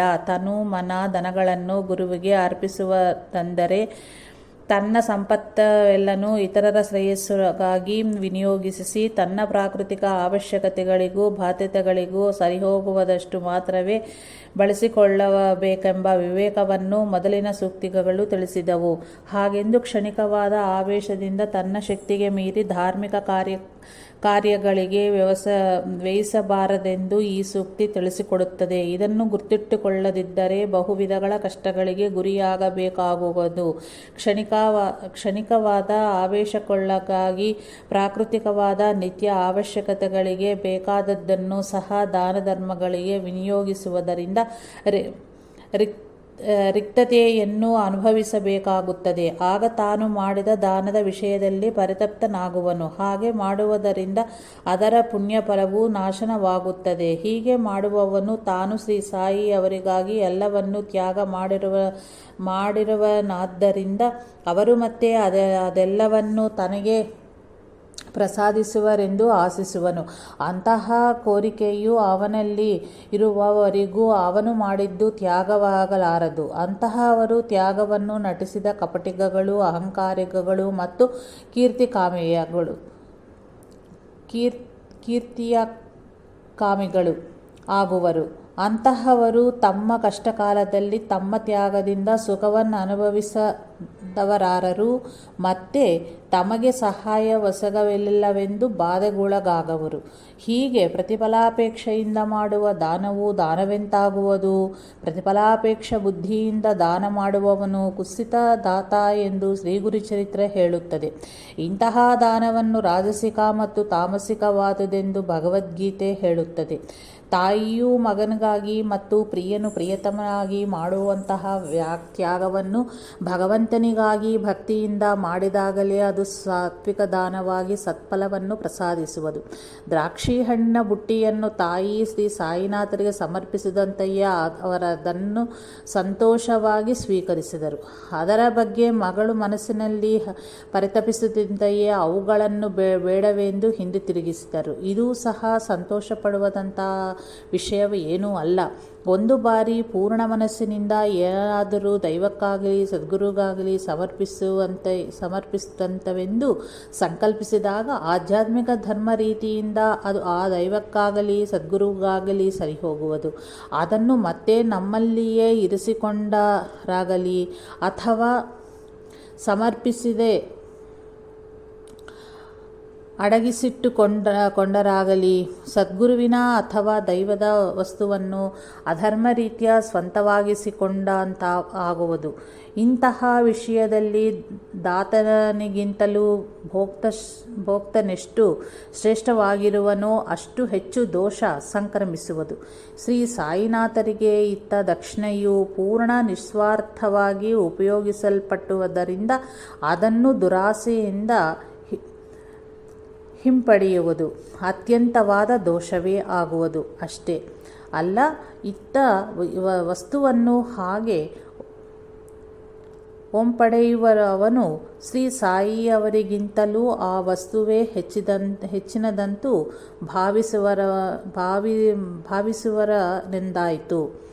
ಭಾವಿಸಿರುವನೆಂದಾಯಿತು. ಆಗ ಅಂತಹವನು ಮಾಡಿದ ನಮಸ್ಕಾರಕ್ಕೆ ಅರ್ಥವೆಲ್ಲಿ ಇರುವುದು? ತನ್ನ ದಾರಿ ಹಿಡಿದು ಹೋಗುತ್ತಿರುವ ಸತ್ಪುರುಷವನ್ನು ಸತ್ಕರಿಸುವನೆಂದು ಆದ್ದರಿಂದ ಆಹ್ವಾನಿಸುವುದೇತಕ್ಕೆ? ಮತ್ತೆ ತಾನು ಸಮರ್ಪಿಸುವ ವಸ್ತುವೇ ಆ ಸತ್ಪುರುಷನಿಗಿಂತಲೂ ಶ್ರೇಷ್ಠವೆಂದು ಅವರನ್ನು ನಿಕೃಷ್ಟಪಡಿಸುವುದು ಏತಕ್ಕೆ? ಚೆನ್ನಬಸಪ್ಪ ವೀರಭದ್ರಪ್ಪರ ಇದೇ ಕಥೆಗೆ ದೇವನಿಗೆ ಈಶ್ವರನಿಗೆ ಸಮರ್ಪಿಸಿದ ಹಣಕ್ಕೆ ಬದಲಾಗಿ ನೀಚನಾದ ಧನಿಕರು ಬರಡಿ ಭೂಮಿಯನ್ನಿತ್ತದ್ದೇ ಕೀಲಕವಾಗಿದೆ. ಇಂತಹ ದುಷ್ಟಭೂಮಿಯಾದ ದಾನವೇ ಅಧಃಪತನಕ್ಕೆ ಹೇತುವಾಗುವುದು. ಒಂದೆಡೆ ತನ್ನ ಶಕ್ತಿಗೆ ಮೀರಿ ದಾನ ಮಾಡಬೇಡವೆಂದು ಶ್ರೀ ಸಾಯಿಯವರು ಹೇಳಿದ ಮಾತನ್ನು ಮರೆಯುವುದೇಕೆ? ಮತ್ತೊಂದೆಡೆ ನಾವು ಯಾರು ಬಳಿಯಾದರೂ 1 ರೂಪಾಯಿ ಸ್ವೀಕರಿಸದು ಅದಕ್ಕೆ 100 ಪಟ್ಟು ಶ್ರೇಯಸ್ಸನ್ನು ಅವರಿಗೆ ಹಿಂತಿರುಗಿಸಬೇಕಾಗುತ್ತದೆ ಎಂಬ ಅವರ ಮಾತುಗಳನ್ನು ಮರೆತು ಪರಿತಪ್ತರಾಗುವುದು ಏತಕ್ಕೆ? ಈ ಎಲ್ಲ ಅನರ್ಥಗಳಿಗೂ ಕಾರಣ ತಾನು ದಾತನೆಂಬ ಅಹಂಕಾರವೇ ಆಗಿದೆ. ಹೀಗೆ ಮಾಡುವವರು ಮೇಲೆ ಹೇಳಿದ ಸೂಕ್ತಿಯನ್ನು ಮರೆಯುವುದೊಂದೇ ಅಲ್ಲದೆ ಅಲ್ಲಾಹ್ ಮಾಲಿಕ್ ಎಂಬ ಸೂಕ್ತಿಯನ್ನು ಮರೆತವರೇ ಆಗುತ್ತಾರೆ. ಭೋಕ್ತನ ಶ್ರೇಷ್ಠತನ ಆಧರಿಸಿ ಕುತ್ಸಿಕ ದಾತನು ಅನುಭವಿಸುವ ದುಷ್ಫಲವು ನಿಗದಿಯಾಗುತ್ತದೆಂದು ನಿರೂಪಿಸುವ ಘಟನೆಯೊಂದಿದೆ. ಶ್ರೀ ಸಾಯಿನಾಥರಿಗೆ ಮುಟ್ಟಿಸಬೇಕಾದಿದ್ದ 2 ರೋಗಗಳನ್ನು ಭಕ್ತನಾದ ಶ್ಯಾಮ ರಹಸ್ಯವಾಗಿ ಮಸೀದಿ ದ್ವಾರಕಾಮಾಯಿಯ ಮುಂದೆ ಹೂತಿಟ್ಟನು. ಶ್ರೀ ಸಾಯಿಯವರು ಸರ್ವಜ್ಞತೆಯನ್ನು ಪರೀಕ್ಷಿಸಬೇಕೆಂಬುದೇ ಇದಕ್ಕೆ ಕಾರಣವಾಗಿತ್ತು. ಸ್ವಲ್ಪ ಕಾಲದ ನಂತರ ಅವನ ಮನೆಯಲ್ಲಿ ಕಳ್ಳತನವಾಗಿ ಎಲ್ಲವನ್ನೂ ಕಳ್ಳರು ಹೊತ್ತೊಯ್ದರು. ಆಗ ಅವನು ತನ್ನ ಬಾಧೆಯನ್ನು ಬಾಬಾರಲ್ಲಿ ತೋಡಿಕೊಂಡನು. ಅದಕ್ಕೆ ಬಾಬಾ ಅವರು ನಗುತ್ತಾ, ನಿನ್ನ ವಸ್ತುಗಳು ಹೋದರೆ ಹೆಚ್ಚು ಹೇಳಿಕೊಳ್ಳಲು ನಾನಾದರೂ ಇದ್ದೇನೆ. ನನ್ನ 2 ರೋಗಗಳು ಹೋಗಿ ಬಹಳ ಕಾಲವಾಯಿತು, ನಾನು ಯಾರಲ್ಲಿ ಹೇಳಿಕೊಳ್ಳುವುದು ಎಂದರು. ನಿಮ್ಮ 2 ರೋಗಗಳು ಬಚ್ಚಿಟ್ಟಿದ್ದಕ್ಕೆ ಇಷ್ಟು ಕಠಿಣವಾಗಿ ಶಿಕ್ಷಿಸುವುದು ಸಮಂಜಸವೇ ಎಂದು ಶ್ಯಾಮನು ಕೇಳಲು, ಉದ್ಯೋಗ, ಮನೆ ಮುಂತಾದವುಗಳು ಇರುವ ನಿನ್ನಂತಹವನಿಗೆ ಕಳ್ಳರು ಎಲ್ಲವನ್ನೂ ಹೊತ್ತೊಯ್ದರೆ ಹೇಗಾಗುವುದೋ ಹಾಗೆಯೇ ನನ್ನಂತಹ ಭಿಕ್ಷುಕನಿಗೆ 2 ರೋಗಗಳು ಹೋದರೆ ಆಗುವುದು ಎಂದರು ಶ್ರೀ ಸಾಯಿ. ಶ್ರೀ ಸಾಯಿಬಾಬಾ ಅವರು ಒಂದೊಂದು ಬಾರಿ ಭಕ್ತರುಗಳಿಂದ ಅಧಿಕವಾಗಿ ದಕ್ಷಿಣೆ ಕೇಳಿ ಅಷ್ಟು ಮೊತ್ತವು ಭಕ್ತರ ಬಳಿ ಇಲ್ಲದಾಗ ಪಕ್ಕದಲ್ಲಿ ಇರುವ ಬಳಿ ಕೇಳಿ ಪಡೆದು ಕೊಡು ಅಂತ ಅನ್ನುತ್ತಿದ್ದರು. ಆದರೆ ಇಂತಹ ಪ್ರಸಂಗಗಳು ಅಪರೂಪ ಮತ್ತು ಪ್ರತ್ಯೇಕವಾದ ಸಂದರ್ಭಗಳಾಗಿರುತ್ತಿದ್ದವು. ಅಂತಹ ಸಂದರ್ಭಗಳಲ್ಲಿ ಸದ್ಗುರುವಿನ ಆಜ್ಞೆಯನ್ನು ಪಾಲಿಸುವುದು ಒಳಿತು. ಆದರೆ ಹಾಗೆ ನಮ್ಮನ್ನು ಕೇಳಿದ ಮಹನೀಯರು ಶ್ರೀ ಸಾಯಿನಾಥರಂತಹ ಸದ್ಗುರು ಹೌದು ಅಲ್ಲವೋ ಎಂಬುದನ್ನು ಮೊದಲು ತಿಳಿದುಕೊಳ್ಳಬೇಕು. ಇಲ್ಲದಿದ್ದರೆ ಸದ್ಗುರುಗಳಂತೆ ನಟಿಸುವ ಸ್ವಾರ್ಥಪರರ ತಕ್ಕಕ್ಕೆ ಬಿದ್ದು ಭಕ್ತರು ಪತನವಾಗುವವರು. ಶ್ರೀ ಸಾಯಿನಾಥರು ಪಡೆದ ದಕ್ಷಿಣೆಯನ್ನು ಹೇಗೆ ವಿನಿಯೋಗಿಸುತ್ತಿದ್ದರೆಂಬುದು ಅವರ ಜೀವಿತ ವಿಧಾನ ಮತ್ತು ಅವರ ಶ್ರೇಷ್ಠತಮವಾದ ಮಹಿಮೆಗಳನ್ನು ಗಮನಿಸಿದಲ್ಲಿ ಸಮರ್ಥವಾಗುವುದು. ಪವಿತ್ರ ಕಾರ್ಯಗಳಿಗೆ ಸಾಲ ಮಾಡುವವರಿಗೆ ಸಾಲ ಕೊಡುವವರು ಸದ್ಭಾವದಿಂದ ಇದ್ದಲ್ಲಿ ಆ ಪುಣ್ಯವು ಸಾಲ ಕೊಟ್ಟವರಿಗೆ ಬರುವುದು. ಆದರೆ ಬಾಧೆಯಿಂದ ಸಾಲ ಕೊಟ್ಟರೆ ಆ ದೋಷವು ಸಾಲ ಪಡೆದವರಿಗೆ ಬರುವುದು.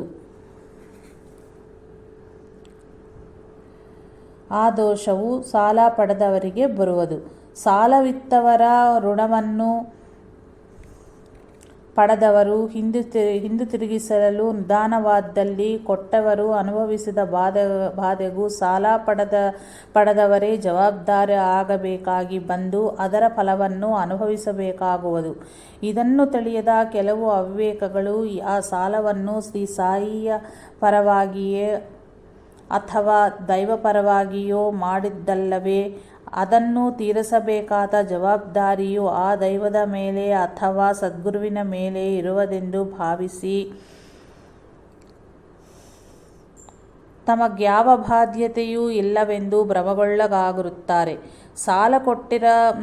ಸಾಲ ಕೊಟ್ಟುವವರು ಭಕ್ತನ ಮುಖವನ್ನು ನೋಡಿ ಕೊಟ್ಟಿರುವರೇ ಹೊರತು ದೈವವನ್ನು ನೋಡಿ ಕೊಡಲಿಲ್ಲವಲ್ಲವೇ? ಅವರು ದೈವವನ್ನೇ ನೋಡಿ ಕೊಟ್ಟಿದ್ದರೆ ಅವರೇ ನೇರವಾಗಿ ಹೋಗಿ ಆ ದೈವಕ್ಕೆ ಸಮರ್ಪಿಸುತ್ತಿದ್ದರಲ್ಲವೇ? ಮತ್ತವರು ಭಕ್ತರಿಗೇಕೆ ಸಾಲವಾಗಿ ಕೊಡಬೇಕು? ಶಕ್ತ್ಯಾನುಸಾರ ಧರ್ಮಕಾರ್ಯಗಳಿಗೆ ವ್ಯಯ ಮಾಡಬೇಕು ಎಂದು ತಿಳಿಸುವುದಕ್ಕಾಗಿಯೇ ಭಗವದ್ಗೀತೆಯಲ್ಲಿ ಶ್ರೀಕೃಷ್ಣನು ಶ್ರದ್ಧಾಭಕ್ತಿಗಳೊಂದಿಗೆ ಸಮರ್ಪಿಸುವುದಂತಹ ಪತ್ರ, ಪುಷ್ಪ, ಫಲವಾಗಲಿ ಕಡೆಗೆ ಜಲವನ್ನೇ ಆಗಲಿ ತಾನು ತೃಪ್ತಿಯಿಂದ ಸ್ವೀಕರಿಸಿ ಭಕ್ತನನ್ನು ಅನುಗ್ರಹಿಸುವೆಂದು ಹೇಳಿರುವನು. ಧರ್ಮ ಕಾರ್ಯಗಳಿಗೆ ಹೇಗೆ ತನ್ನ ಶಕ್ತಿ ಮೀರಿ ವ್ಯಯಿಸಬಾರದೋ ಹಾಗೆಯೇ ಶಕ್ತಿ ಇದ್ದು ಕೂಡ ಕಡಿಮೆ ಖರ್ಚು ಮಾಡಿದ್ದಲ್ಲಿ ಅದು ಜಿಪುಣತ್ವವೇ ಆಗುವುದು. ಅಂತಹವನಿಗೆ ಶ್ರದ್ಧಾಭಕ್ತಿಗಳು ಲುಪ್ತವಾದಂತೆ ಸರಿ. ನಮ್ಮ ಪ್ರೀತಿ ಪಾತ್ರರಾದ ಹೆಂಡತಿ ಮಕ್ಕಳಿಗೆ ನಮ್ಮ ಶಕ್ತಿಗೆ ತಕ್ಕಂತೆ ಸಮರ್ಪಿಸಿದಂಥವಲ್ಲವೇ? ಅಷ್ಟು ಮಾತ್ರ ಭಗವಂತನು ಮಾಡನೇ? ಧರ್ಮ ಕಾರ್ಯಗಳಿಗೆ ಅಧಿಕವಾಗಿ ವ್ಯಯಿಸಲಾರದ ಸಾಮಾನ್ಯರು ಅನುಸರಿಸಬೇಕಾದ ಧರ್ಮವನ್ನು ಶಾಸ್ತ್ರಗಳೊಂದಿಗೆ ಸುಳ್ಳಾಗವು ಎಂದು ಹೇಳಿದ ಸೂಕ್ತಿಯಲ್ಲಿ ಶ್ರೀ ಸಾಯಿಯವರು ಸೂಚಿಸಿರುವರು. ಅದರಲ್ಲಿ ಅವರು ಸೂಚಿಸಿಕೊಟ್ಟಿರುವ ಕಾಕಬಲಿಯ ಹಸಿದ ಯಾವ ಪ್ರಾಣಿಗೆ ದೊರೆತರೂ ಆ ರೂಪಗಳಲ್ಲಿ ಎಲ್ಲೆಡೆಯೂ ಸಂಚರಿಸುವ ಶ್ರೀ ಸಾಯಿಯವರಿಗೆ ಸೇರುತ್ತದೆ. ಅದನ್ನೇ ಅವರು ಋಣಾನುಬಂಧವನ್ನು ವಿಶ್ವಸಿಸಿ ಗುರ್ತಿಟ್ಟುಕೋ, ನಿನ್ನನ್ನು ಯಾರಾದರೂ ಏನಾದರೂ ಬೇಡಿದ್ದಲ್ಲಿ ಕೊಡಲಾರದಲ್ಲಿ ಕೊಡು ಎಂಬ ಸೂಕ್ತಿಗಳು ಕೂಡ ಸೂಚಿಸುತ್ತವೆ. ಹಾಗೆ ಶ್ರದ್ಧಾಭಕ್ತಿಗಳೊಂದಿಗೆ ಆಚರಿಸಿದವರಿಗೆ ನನಗ ಸಮರ್ಪಿಸದೆ ಯಾರು ಏನನ್ನು ತಿನ್ನುವುದಿಲ್ಲವೋ ಅವನಿಗೆ ನಾನು ಗುಲಾಮನು ಎಂಬ ಅಭಯವು ಅಂತಹ ಭಕ್ತನಿಗೆ ಸರಿಹೋಗುತ್ತದೆ. ಅದಕ್ಕೆ ಕನಿಷ್ಠವಾದ ಫಲವು ನನ್ನ ಭಕ್ತನ ಮನೆಯಲ್ಲಿ ಅನ್ನ ವಸ್ತ್ರಗಳಿಗೆ ಕೊರತೆ ಇರದು. ನನ್ನ ಮಕ್ಕಳನ್ನು ಉಪವಾಸವಿರಲು ಹೇಗೆ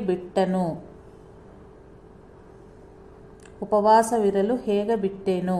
ನನ್ನವನನ್ನು ನನ್ನಿಂದ ಎಂದಿಗೂ ದೂರವಾಗಲು ಅವಕಾಶ ಕೊಡನು ಎಂಬ ಸೂಕ್ತಿಗಳಲ್ಲಿ ಸೂಚಿಸಲ್ಪಟ್ಟದೆ.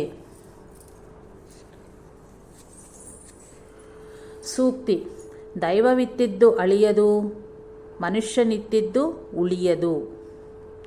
ಭಕ್ತರು ಯಾರಿಗಾದರೂ ಏನನ್ನು ಇತ್ತರೂ ಅಥವಾ ಸಹಾಯವೊಸಗಿದರೂ ಅದನ್ನು ಮನುಷ್ಯನಿಗೆ ಮಾಡಿದಂತೆ ತಿಳಿಯಬಾರದು.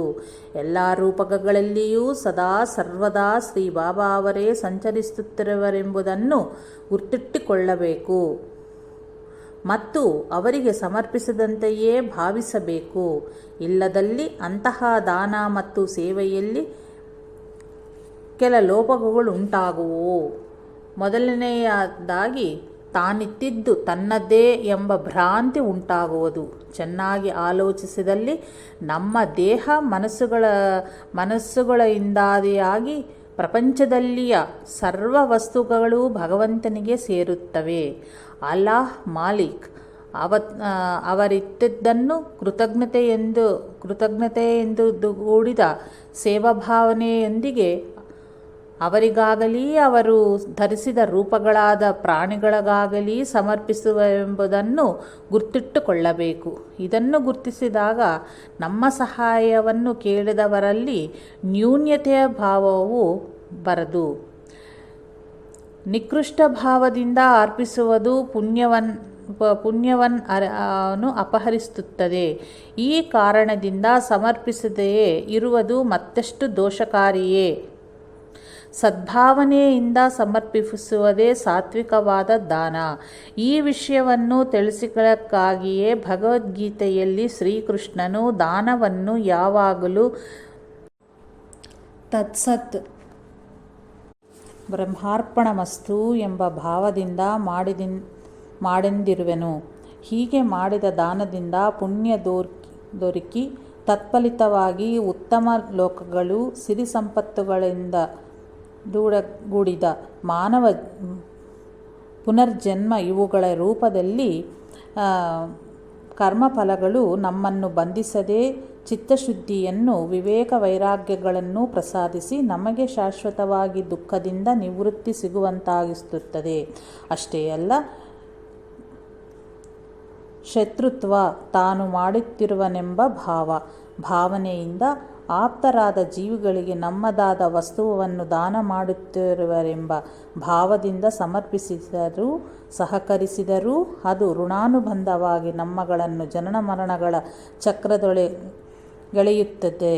ಹಾಗೆ ಸಹಕಾರವನ್ನು ಪಡೆದವನೇ ಪಡೆದವನೇ ಯೋಗ್ಯತೆಯನ್ನು ಅನುಸರಿಸಿ ಅದರ ಫಲವೂ ನಮಗೆ ಬರುವುದು. ಸಾತ್ವಿಕವಾದ ದಾನ ಮಾತ್ರವೇ ಭಗವಂತನ ಅನುಗ್ರಹವನ್ನು ಪ್ರಸಾದಿಸುತ್ತದೆ. ಅಂತಹುದರ ಫಲವೇ ಶಾಶ್ವತ. ಶ್ರೀ ಸಾಯಿನಾಥಾರ್ಪಣಮಸ್ತು. ಶುಭಂ ಭವತ್ತು. ಜೈ ಸಾಯಿ ಮಾಸ್ಟರ್.